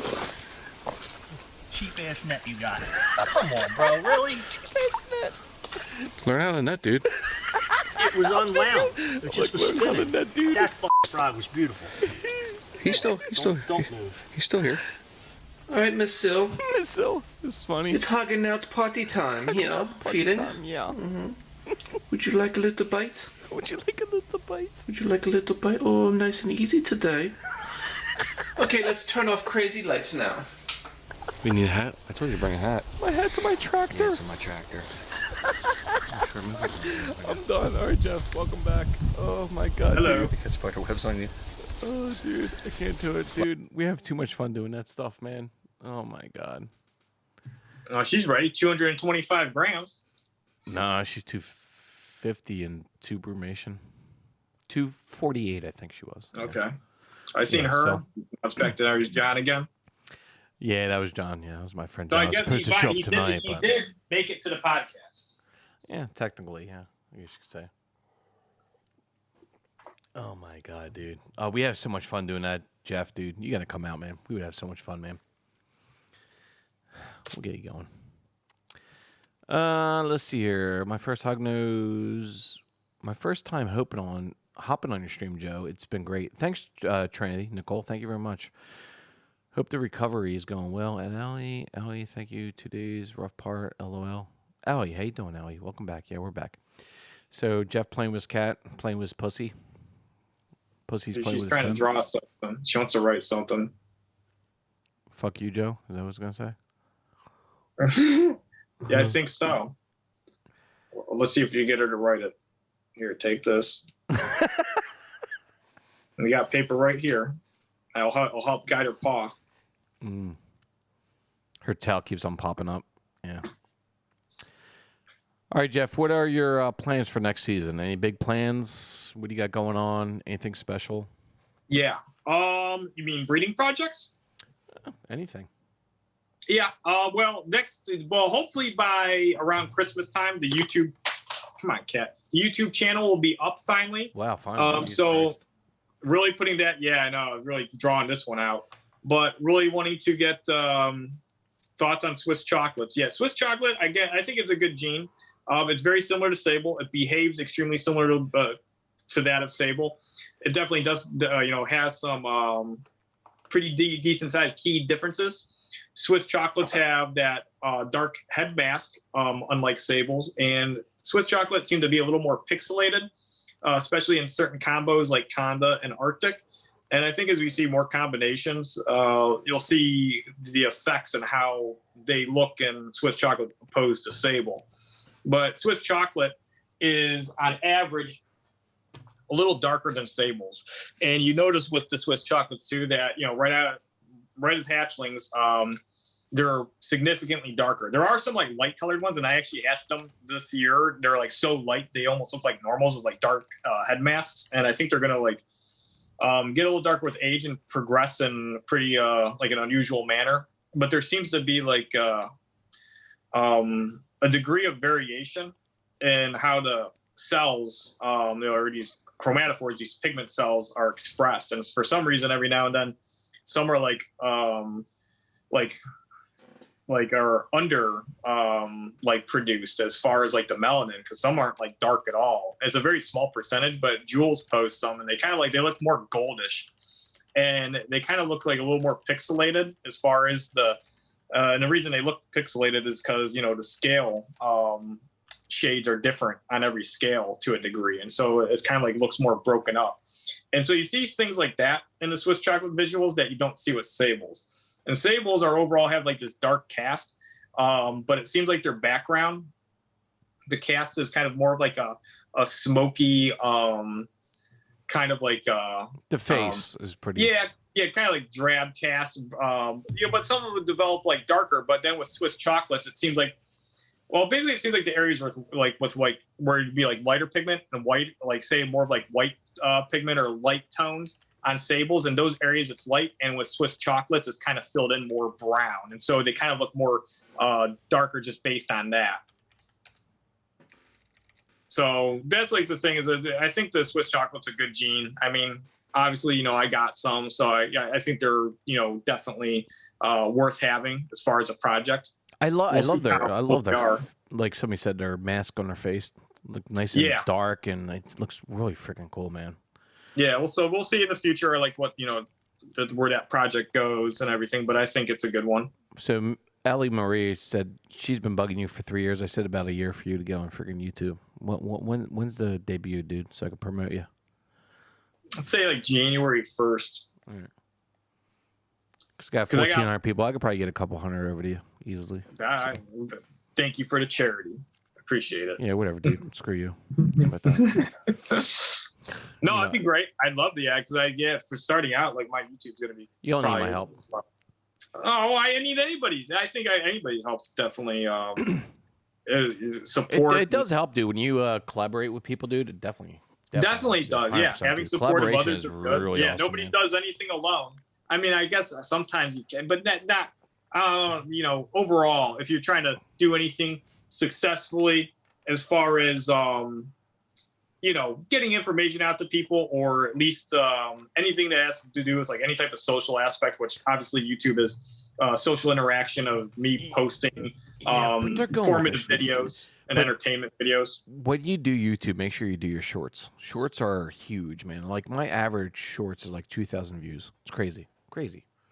Way more than a live stream, way more than a normal video, way more. And I get way more subs with shorts, way more.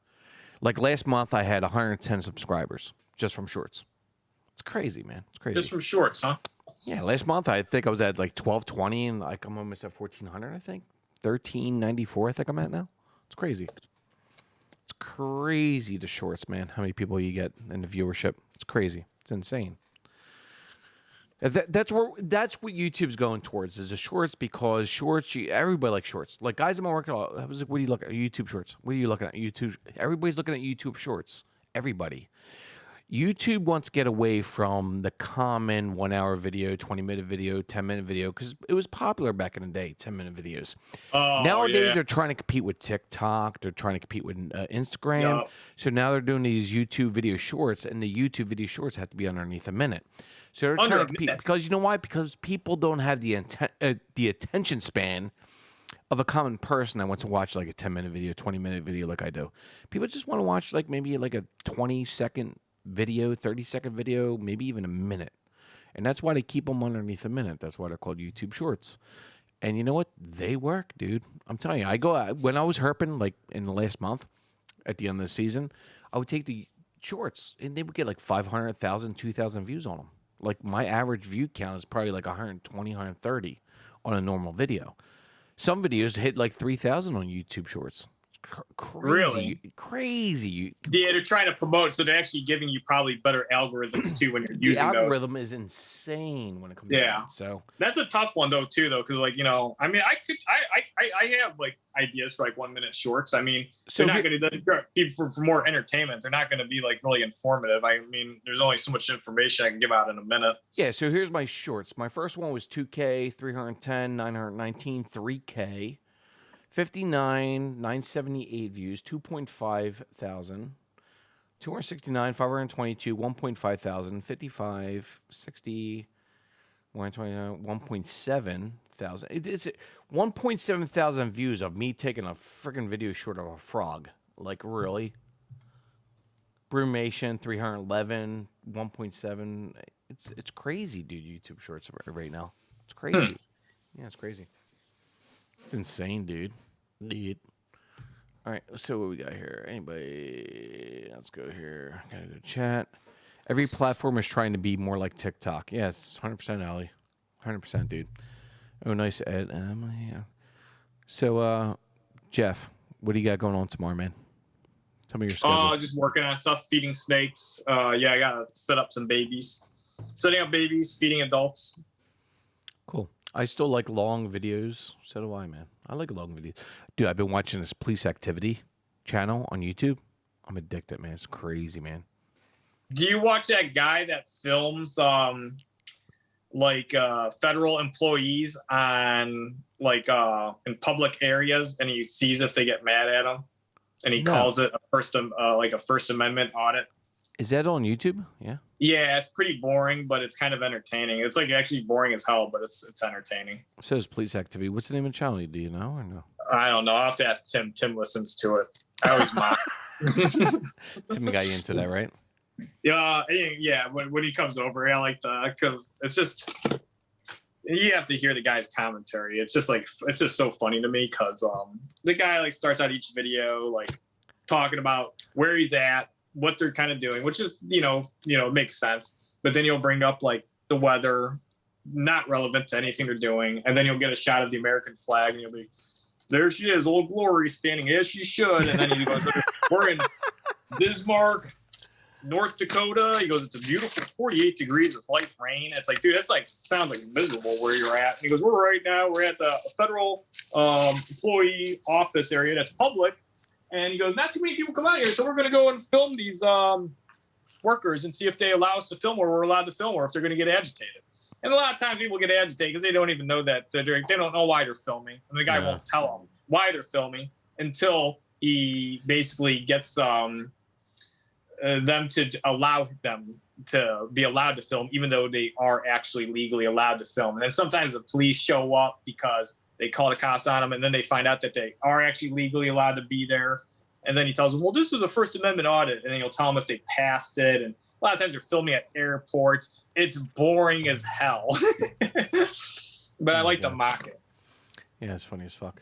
Yeah. It's funny, though. Yeah. Yeah. Let's see here. Any more questions? No? You're making a YouTube channel, yeah. So you said January 1st for your YouTube channel. Is it going to be JMG Reptile or no? Yeah, it's going to be JMG Reptile, and I shouldn't be canceled there. That's one reason. I got to do Patreon, too, or something. I don't really like Meta, Facebook. Just call it Facebook. It's like, it's not, Meta makes it sound like it's something like cooler than it is, or they do something with actual technology. I mean, obviously it's a social media platform, but it's like, dude, it's like all you did was you stole a social media idea platform from the Winklevoss twins, pushed everybody out of it, and then used money from that to buy other ideas that you couldn't come up with on your own, such as Instagram, and trying to buy Snapchat, and then trying to replicate TikTok. It's like, you guys aren't that crazy. It's not like some rocket science shit. Yeah. It's called Facebook. I refuse to call it Meta, even though sometimes I call it Meta. But Facebook. No, you don't call it Meta, dude. Let's be honest with you. Stop bullshitting, Jeff. Yeah. So my friend John from J&J Herping, he's like, he just messaged me like 3 minutes ago. He's like, you fucking X'd me out tonight, dude. Wow. Yeah, he looked like a serial killer with that, like crossing his eyes out, crossing his name out. He didn't show up. What am I gonna do? I already had the production done. Hey, listen, guys. I gotta talk to people right now. All right. Hey, guys, when I do this live stream, like with the graphics down below and everything, and the images, and the promotion video and all that, it takes me 4 to 5 hours to get this all done. Like, this is nothing like easy. Just, hey, Joe, 2 minutes, you're done. This seriously takes me a lot of time on my Saturday off from working 50 hours a week, Monday through Friday, maybe even Saturdays I work, to put this live stream out, to get Jeff involved. Jeff, hey, 7 o'clock's good, 7:15 is good. Then I got to set up, all this stuff I got to set up. I guess it takes 4 hours, at least 4 hours. So I make all the images in Photoshop, and Photoshop takes about an hour and a half, an hour to do all the imaging and all that stuff. So I get it all done, make it look nice and neat for you guys. Do all right here, Super Chat is now available. It takes a couple minutes, whatever. But all this stuff and doing the promotion, hitting Discord up, hitting Instagram out, making Instagram videos, make sure I get the video just right, and then posting a video short of I got to do another video of YouTube Shorts, and then one just for Instagram. So I got to do 2 videos, maybe even 3, and then I do the promotion with my camera, and I got to take my camera off, and I got to plug it in, then I got to download it, and then I got my audio here, then I got to download my audio, and then put it in the friggin' Sony Vegas, and I got to do all that, and I got to clip it all and make it look nice and neat, and then render it. Render makes it's 20 minutes long. So altogether, the whole process is like 4.5 hours long. So when I do all this, and I told him Thursday night, he's like, yeah, I'm all for it, man. Let's go. I'm like, all right, cool. So when I'm doing all this, and I hit him up, I'm like, yeah, dude, I'm hungover. I've been up since 5 o'clock in the morning drinking. I'm like, oh, well, dude, I got you all involved in this. Like, you gonna come? Like, no, I'm not. And then my friend Chad his friend is in the hospital. I'm like, okay, well, come over here. Let's talk about him. Let's talk about it. So let me get you away from that environment and come here and have a good time tonight. And just like, it's like fell on deaf ears. I thought, you'll have a better time here than staying at home and thinking about that. You know what I mean? That's how I looked at it. But my ears are functioning. Listen, my friend John is my best friend. We grew up since we were 12 years old. We go herping. We do all this. We've been herping since we were like 10, 12 years old. So, he's my best friend. I love him. I don't hate him for not showing up tonight, but it is what it is, man. So, he wants to stay home and, do what he has to do. That's fine. That's fine. I'm cool with that. So, all right, what are you talking about? You talking about me? John was his. Now I got to put my glasses on so I can read chat. John was his best friend. There we go, Jeff. See, that's the comedic value I need in this, man. I don't care about that. It's freaking cool shit, dude. Silence of the Lambs. LOL. See, there we go. Red X. See, Jeff, that's what we need here. That's awesome. All right, brother. Let me. 13 viewers. I hate to let them all go, but any more last questions, guys? Anybody? I'll give you a minute or two. No, Jeff, you going out for Halloween? What are you dressing up as? No, I am not going out for Halloween. Halloween's my favorite friggin' season. That's why I put the background like this. Pretty cool. Yeah. Oh, yeah. It's good. It's cool, man. Yeah, I noticed that. I like the pumpkin. I love Halloween. The pumpkin right below you is freaking nasty looking, man. It's a nasty pumpkin. Whoever That's carved a that nasty did a good pumpkin, job. bro. Let's carve that shit out tonight. Yeah. Where do you get that pumpkin from? Costco? You think you got that thing from Costco? Costco. They got some good pumpkins there. That's funny as fuck. Is that your cat on your camera? Yeah, she's trying to swat my pen away. She loves swatting at pens, knocking them out of like my cup holders things, knocking them on the floor. It puts the lotion on the skin or it gets the hose again. Yeah. I'm going to watch that movie tonight. It's pretty scary. It's a good one. It's a pretty scary movie for Halloween, right? I guess. Maybe. I don't know. Yeah, I think it is. It's cool. a fair enough. It's fair. Yeah, it's fair. That guy, dude. Oh my God. He plays this song, dude. I might as well play it, dude, because, I used to play this song in the clubs and people actually liked it. Oh, yeah, I know which song you're going to play. Goodbye Horses. Goodbye Horses, yeah. So it's Goodbye Horses. Oh my God, that song is so freaking. But the funny thing is, like, we thought that song was really cool back in the day. Like, that was a cool song, Goodbye Horses. Oh, so you were playing it before it was put in Silence of the Lambs? No, that was El Lazarus, I think. El Lazarus? What's his name? Goodbye Horses? Q Lazarus. Sorry, I got it on vinyl still. It's for you. Would you fuck me? I'd fuck me.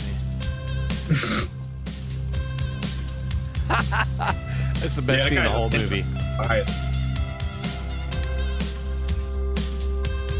You ever see Jay and Silent Bob's remake of it, or no? Yeah, I've seen that. Oh, we gotta play that, dude.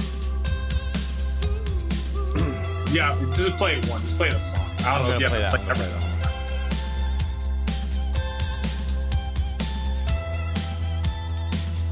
I love Halloween, though. Even though I don't really do anything. All right, we got to play the Jade Silent Bob, and I'm going to post it. Hold on. Hang on. Let's see here. Come on. Play it. I understand. I wish. Inappropriate. How's this inappropriate? The guy asks if he wants to fuck himself. That's very inappropriate. No, it's not, dude. This is the best ever. He was, ooh. He was, ooh.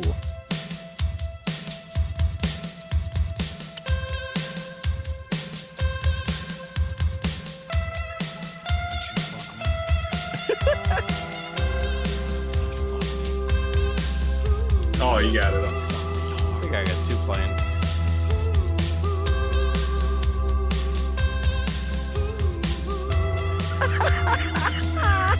This is the best, dude.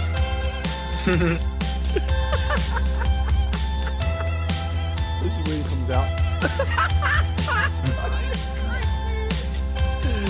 Come on, that's funny. That's comedic value right there.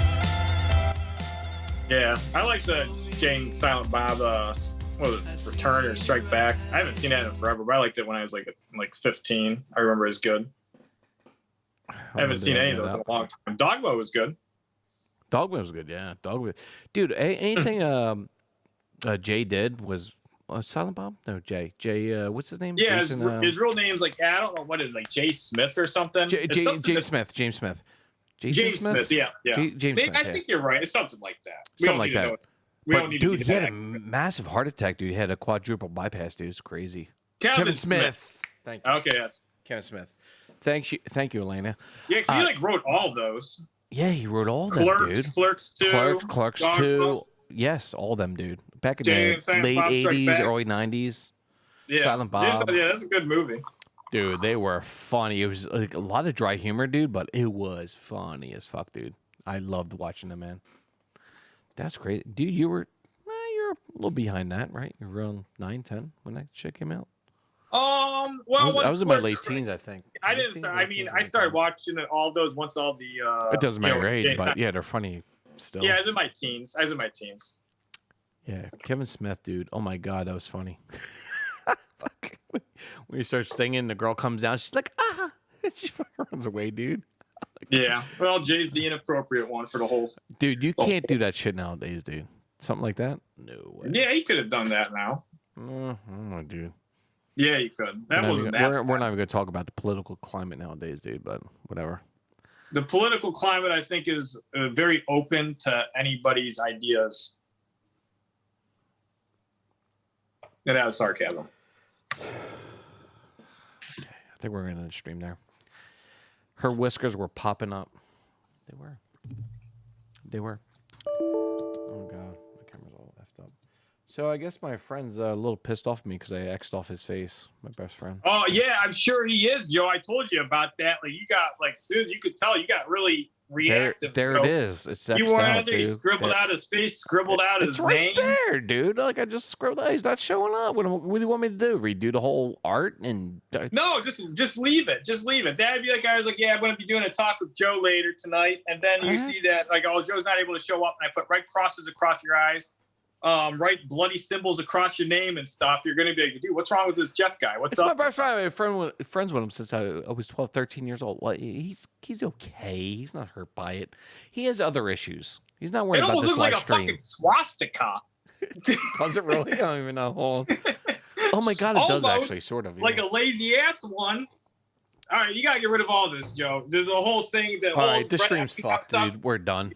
The stream's done. Allie's laughing. She's like, yeah. Oh my god, that's crazy shit, man. But all right, when are you doing your next live stream, dude? Oh, I do those at random. I did that I one know you recently. Yeah, the one I did recently was pretty good. That one was great. And then I did a podcast the following day with MJ and my friend Dave. Although Dave was a bit tired throughout, because usually that podcast, because I've never really I met him briefly, MJ, at Tinley. And so we did a podcast and Dave was in it, but usually Dave is kind of there, especially like he's a good friend of mine. I've known Dave for a long time. I've known Dave for like 12 years, but he was supposed to be like the referee for when I start talking too long or I'm giving out like stupid information. Yeah, Dave Levinson. No. Wait, let's stop there. Listen, like people got pissed at me when I first interviewed you or the second interview. You've been here like 6 times already. So after the first second, people got pissed off because I was interrupting you, and they're like, "Dude, Jeff's a wealth of knowledge. Just let him run." And I do. Like tonight, I just let you run with the information and let people absorb it, dude. And I've learned that with you because I've interviewed politicians and this now my political channel, and just like I just let people run now. Just let them run. Just let them run, and people love it, Jeff. People love it. So whatever your friend said about you, just tell them. No, you didn't say anything about it, but Dave was like, just let you run. And I try to interrupt you as I can once in a blue moon. I don't interrupt you. You just did it now. You can. That's why I'm doing it. That's why I'm doing it. No, very because well. when you have your mindset, dude, you are so detail oriented, like on things. And that's what's good about you, because you're saying things in the beginning and in the middle before you even get there. I'm thinking of the middle. I'm thinking, I got this question, and then you get to the middle before I even fucking have to answer or ask that question. You're already there, so you go in so much detail, which is great, and people love that about you. Like you're so detail oriented, and that's good, Yeah. Oh, thank you. I appreciate that. No. But that podcast. Well, the thing was though, it was more because MJ was curious about me because we didn't really, know each other that much, but we knew a lot of friends. We each know a lot of friends of one another. And so, and then Dave was not as interactive as he normally would be. Probably, but we also started the podcast late. So we're going to do another one. It was good. It just wasn't, I think, as good as it normally would have been. I don't think I was completely on point. And then Dave was kind of like, he should have been bullying me more is what he should have been doing. Like I do but sometimes. MJ is a really good host. His podcast is, have you ever listened to his stuff? No, I haven't, no. He's calls it Trap Talk. I don't know what that means exactly, but he does interview a bunch of like ball python breeders. What's he on YouTube? YouTube, or no? Yeah, he does YouTube. He does the YouTube lives and stuff. What's the MK what? What's his MJ. channel? MJ what? Yeah, look at he's got he has the Unfiltered Reptile podcast. And then he also does his Trap Talk podcast, both involving reptiles interviews. And he goes by MJ Exotic Cartel. Thank you. And where the hell, I'm just going to look on his MJ Exotics. MJ Exotic Cartel. Hold on one second. MJ Exotics. I got on my subscribe. Thank you. Have a nice day. 50 subscribers. Hold on. MJ Exotics. Hold on. Stop saying it because I could be completely wrong. I just subscribed to some guy, MJ Exotics. Bruh. Stop. Yeah. I think you got it. I think that says. I'm sure that's MJ Exotic. I think I got him on Instagram maybe. Hold on. M.J.Exotics. 11,000 viewers. The Trap Talk podcast. Oh my god. Trap what? The Trap Talk podcast. He's got a link tree. Oh wait, I'm not. Hold on one second. 5.5. Oh yeah, I got him. T minus 30 seconds. You are fine. Okay. Yeah, 5.5 thousand. Nice, dude. Hopefully I'll be there soon. Probably not. I just followed him. Cool stuff, man. Cool stuff. God, unbelievable. Jeff has a whole encyclopedia of knowledge in his noggin. I'm envious. Of course he does, dude. It's crazy. Jeff's helped me a lot, man, over my first year breeding, man. I've learned a lot from Jeff, and I actually showed it on my videos. Learned from him, so especially with temperature ranges and all that shit, and brumation and breeding, and I would call Jeff, right, Jeff? I would call you out of the blue. I'm like, dude, what's this mean? Yeah, I would take pictures and show him. He's like, Joe, don't worry about that. Or listen, you want to make sure this doesn't happen, this, that. Dude, it's credible, dude, and he's helped me a lot of times, man. I appreciate it. I'm happy I'm able to, be of help. The thing with, the snake I got off you, which was not your fault, of course, was, Gal, which was the albino, het snow, right? Albino? Yes. And I got her. She had eggs inside of her, but she had breathing problems. Like, I think it was like a few weeks before she was supposed to lay eggs, and I called Jeff up. I'm like, Jeff, she's breathing heavy. He's like, I don't think that's a problem, but, it could be. But it's like, okay. So I think she had a respiratory problem or heart disease. Yeah, that's the only thing could be probably is respiratory. Or I heard albinos have a problem with heart disease, no? Or no? Yeah. People say that. I've researched it when she was going down. I'm like, albinos have a problem. I have a lot of albinos, man, and I just don't have I don't really have that many issues at all. Issues. Okay. Yeah, the one thing, I have a really big air exchange unit in my place. So I always have fresh air coming in and out of my place. I have a lot of good ventilation, but I know you have that too. And really the portion control and using a lot of Reptivite and calcium and just, portioning your meal, especially the one thing with these females is when they're not laying and, or breeding, breeding or gravid, once they're post-laying, like they're done for the season and they've gained their weight back, I really kill their food. Every 2 or 3 weeks they're getting fed. As soon as their weight's back up to normal, I do not feed them that much. And I think that's the one thing is I've seen people where they have overfed ones, and if hoggos develop excess fat deposits, that for some reason a lot of it seems to go around their heart and affects their heart. I've also seen fatty liver and stuff like that. But at knee crops, he would have probably helped us better. But I think at that point, it was kind of like, too late to get one. But, because you could have seen if there was a congenital defect. I don't think it was that. Or if it was something that was RI related. The one thing with Hognose, they do show symptoms pretty late sometimes when they are not feeling well. Hognose are very good at hiding symptoms. Yeah, that makes sense because I wasn't feeding her all that much when she was when I No, it paired her. didn't seem like it. No, like only when she was gravid, which is fine. So yeah, you didn't really seem like you really overfed her or anything like that. So she seemed good. She wasn't as big as Rosie. Rosie was huge, but she laid 22 eggs though. But yeah, that makes. I think she had like 18 eggs. I think I counted when I cut her open. Because I was trying to save the eggs, of course, because she was like at 24 days, I think I told you, 23 days. You said, Joe, it's not looking good. And then she died the next morning. And then, I just took her out, tried to save the eggs. I cut her open and, all the eggs were there. But it seems like they were connected, the eggs. It was like weird, like the position of the eggs. Some of them were it did look very bizarre. It did. I showed you a picture, actually. I messaged you to. Yeah. I don't know if there was issues with it because she did look pretty swollen. So I don't know because the thing is, if there is something like egg binding or anything like that too, and there's excessive stress on the animal, that can obviously trigger something like a rapid decline and death. I've even seen animals where they can get septic very quickly if they are egg bound. So egg binding. I just never seen a hognose breathe like she did. She was like, yeah, because that was earlier. Yeah, she was just like breathing heavy all the time, and like the last 2-3 weeks, I'm like, I've never seen that. Like, I don't know, it's weird. Yeah, that is. She's breathing very heavy, dude. It's like her mouth would open sometimes breathing. I'm like, so it could have been a heart defect. Like it could have been, respiratory. Yeah, that definitely sounds like RI. But a lot of times those can be secondary to another issue. Yeah, could be.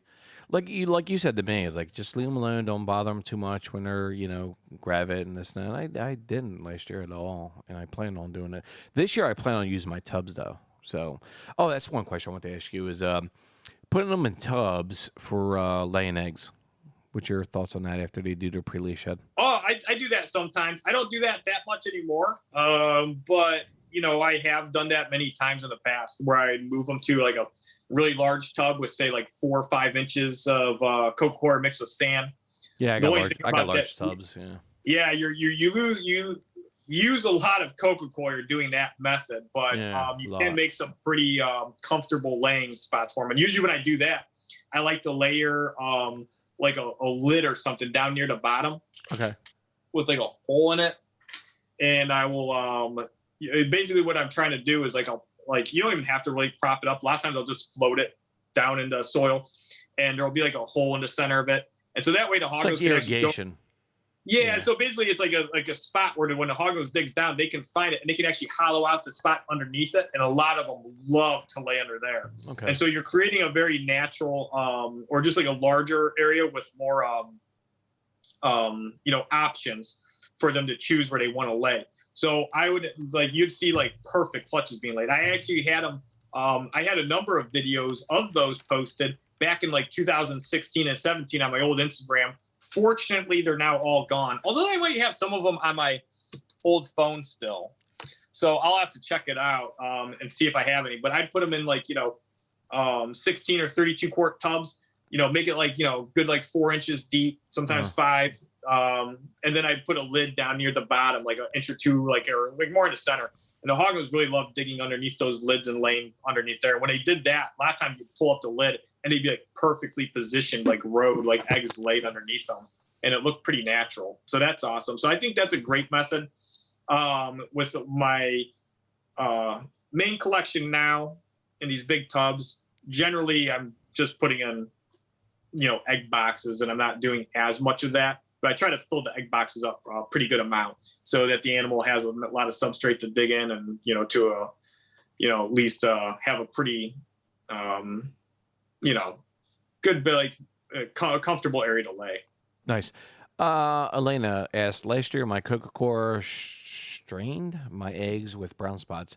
Do you have a recommendation on brand? I don't know if there was something added to it. The organic stuff can give you brown staining and spotting on your eggs. I do get that on some of mine. And every now and then I'll get ones that actually will actually stain the fluid in the inside of the egg, and the inside of the egg, the fluid will actually be like coffee. It'll look like dark tea, and it doesn't affect the animal. Actually, I've never had it cause any issues. Coco coir is like, it has natural mold inhibitors in there, and it is antibacterial to a degree. I mean, obviously, if you have debris in there, anything can really grow. It doesn't like completely kill stuff, but the coco coir is great. You can use anything. Like I think any of the hydroponic, organic coco coir, any type is fine. I could look at the brand I get. The stuff I get, I like a lot. Works very well. I use it for their egg boxes. You can even use it for their enclosures. Ooh, look at Joe. He's got that bag out. And you can even use it for incubating too. So, well, I use it for incubation. I use it for brumation. Brumation. Just for brumation? Okay. Yeah, just for brumation, yeah. Because I feel the course gets more airflow in there, especially if you're in a wine core. Oh, like that's me, the course chunks. I got you. Yeah. But I mix it up really good. Mix it up really good with the sand. And it works, man. Last year I did it, man. It worked really good for me, man. So. Yeah, the Coco Tech. Yeah, Ellie mentioned the Coco Tech. I did used to use Coco Tech, the one brand. That was good. I use a different brand now, but it's like on par. Coco Tech though was always great. Coco Tech, I never heard of them. Are they good? Go on Amazon. You'll hear of it real soon if you put it in the search bar. This. Hold on, I got this. I use this shit for the fine. Is this good shit? Hold on. No, I guess Joe walked a mile away. No, wait, hold on. I'm showing you something. Sounds like he's in a cave. Dude, I got this brick. I use these bricks. This is for the eggs. I use the brick. I'd have to see my new brand. I have it out here. I could run out and I don't even know what brand this is, man, but you use like a quarter of this or an eighth of this. Oh my God, it explodes when you put water on it. Yeah, that's how mine is. It's a compressed block brick fiber. Block, yeah. You add it with water. Like I get the 5 kilogram blocks. I put them in giant totes. Dude, you put this in water, man, in a tub, it goes like, it's like huge, man. It's crazy, man. How much goes? But these are the bricks I use. I got like 40s left. But, nice. Yeah, they're good, man. I like those for the eggs and stuff like that. And I mix that with a little vermiculite, and it seemed fine for me. But Jeff's gone again, by the way. So I guess we'll get Jeff back on real quick and say goodbye. Jeff's gonna get so irritated with this shit, dude. Dude, Jeff's probably like, dude, what the hell, bro? Oh my God, it's funny as F, dude. Oh, my message him again, dude. Last one, bro. Oh my God. Dude, this Zoom meeting, dude, it's like freaking like 20 minutes. Yeah, it's like 30 minutes, I think, right? Oh my God, Jeff's gonna be so mad, guys. My audio cut. Yeah, I know, dude. New link. And then we'll end. Oh my God, I feel so bad. Poor Jeff. So we're going over some substrate that we use, guys. I used, of course, Coco coir for brumation, and of course the bricks for the eggs and stuff like that. Not too much water, just moist for the eggs. There you go, Joe's coming in now. Oh. Jeff's gonna be so pissed. He's like, Joe, fix your shit. Here we go.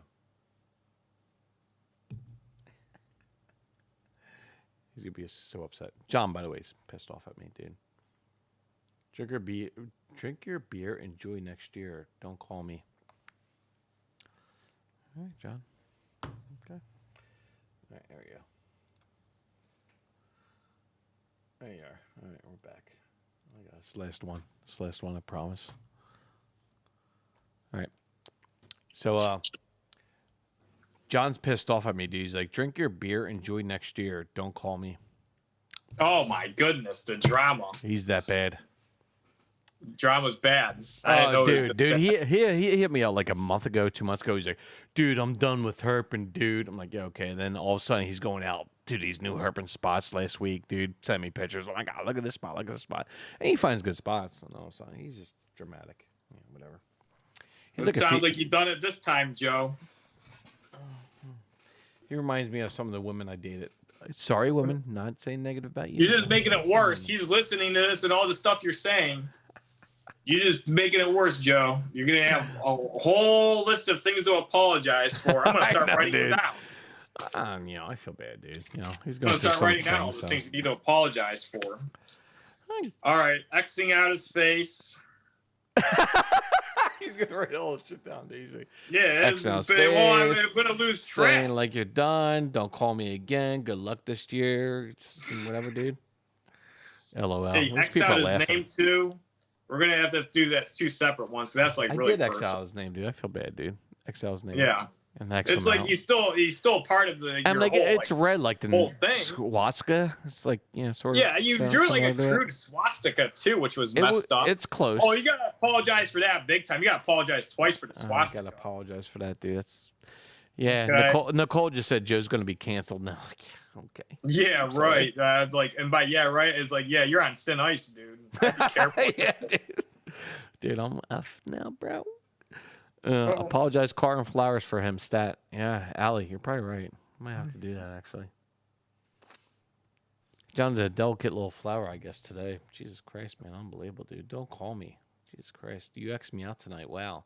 Drink your beer. Enjoy next year. It's like that Jamie Don't Foxx call me. show. You just got X'd out. Oh, dude, that was in '90s. You remember that? Yeah. Yeah. Jamie Foxx X'd out. That's crazy.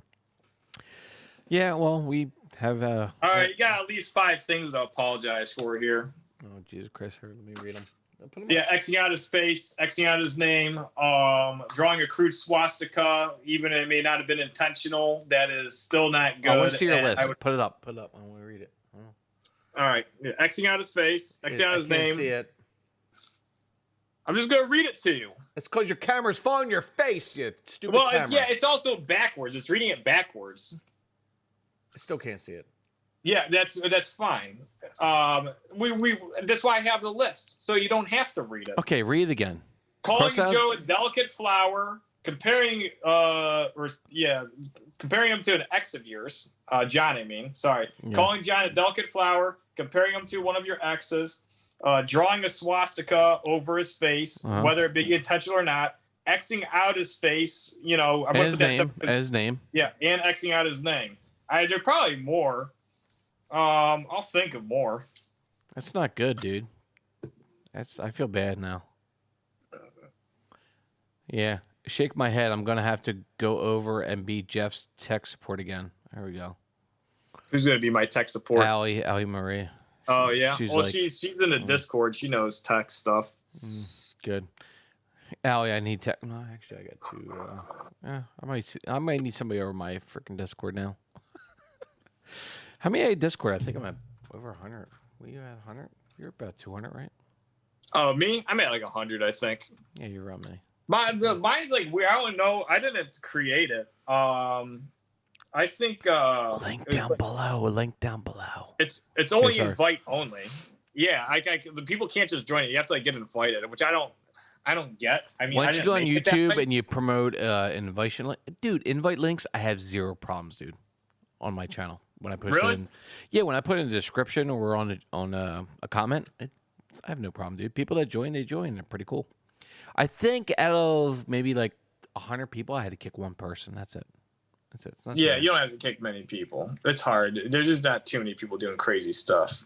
No, I'm like, if people are interested and they like it and they listen to what you say and they're like, oh, yeah, Discord, yeah, I got Discord. Let me check it out and let me ask questions. No, Wayne. You can get into And my to- Discord. Message sneeze. me. Message me and I'll send you a link to it. Like that's the only way like people can get in is if like you message me directly and I can send out a link.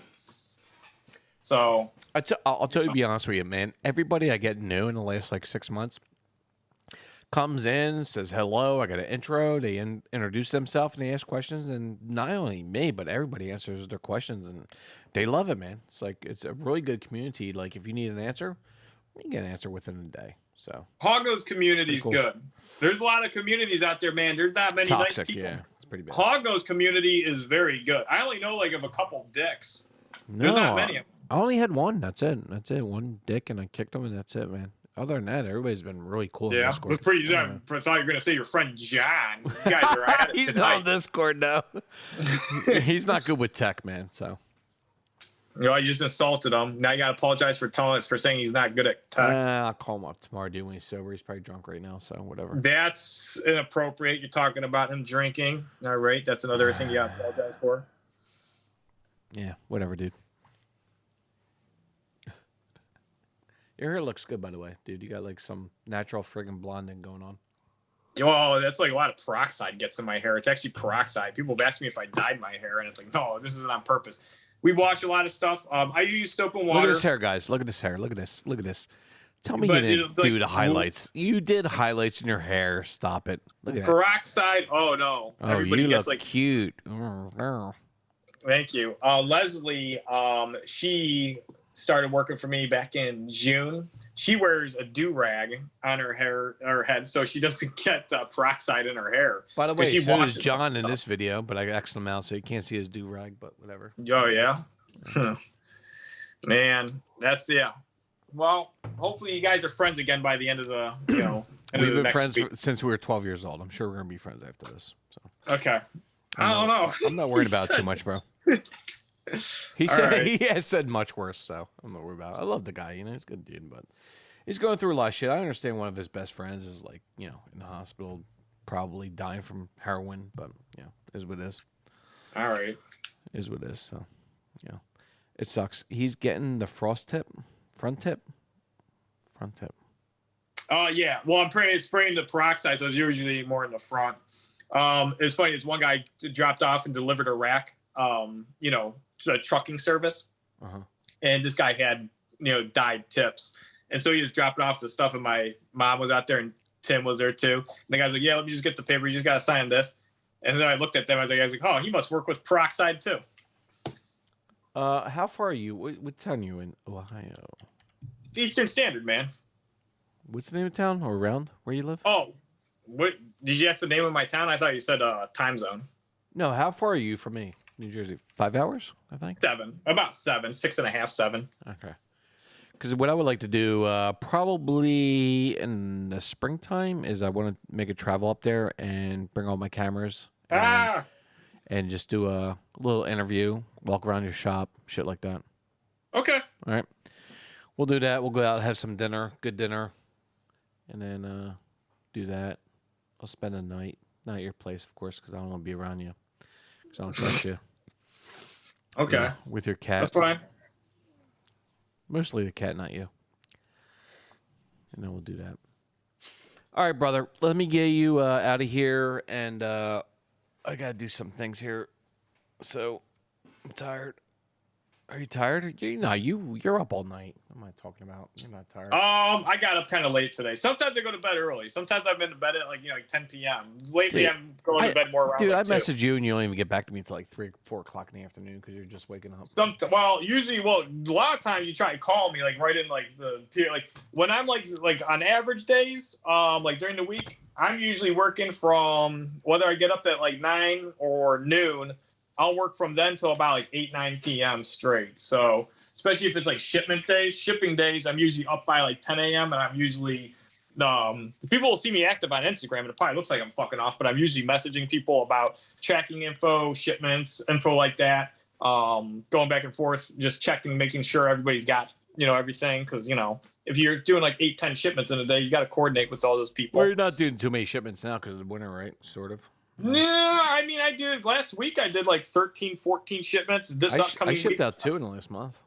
Okay, yeah. I do. I usually just don't ship around Black Friday. December, I usually ship all of December, except for after the 18th. I usually don't. A couple times I've done exports around the 17th, 18th. Generally, we have some decent weather in December. I mean, if it's in the mid-upper 30s and I'm shipping to say somewhere like Tennessee or California, it's not an issue at all. I'd rather ship in some of this really cold weather than really, really hot weather. If it's 36 for a low, or even 30, if it's even 32 for a low, and the next couple of days look about roughly the same, I just look at the hubs and stuff. But I'd rather ship in that than 95 degree or 100 That's what degree I did. I just shipped out to Indiana, and the low was 38. And I shipped out here at 68 on the high, 42 on the low. And I put one big, huge heat pack in there on the side, wrapped it up really good, put it on the side near the bag. And when she got it, she said it was around 70 degrees on the inside of the box. So I was like, all right, cool. So I was like, that's Yeah, pretty awesome. Hognose are like, you just want to make sure you ship them on an empty stomach. Like I have one right now. I did that. Yeah, 100%. Yeah. I have one lost in transit. This has only ever happened one other time. This is a pretty bad one. It's been missing for 5 days. But as long as we can find it, the snake will be fine. Well, you told me you lost a snake for like a week, and then it arrived out of the blue, and it was still alive, healthy. Yeah. 3 weeks, 21 days. Was it 3 weeks? Yeah, 3 weeks exactly. It was exactly 21 days.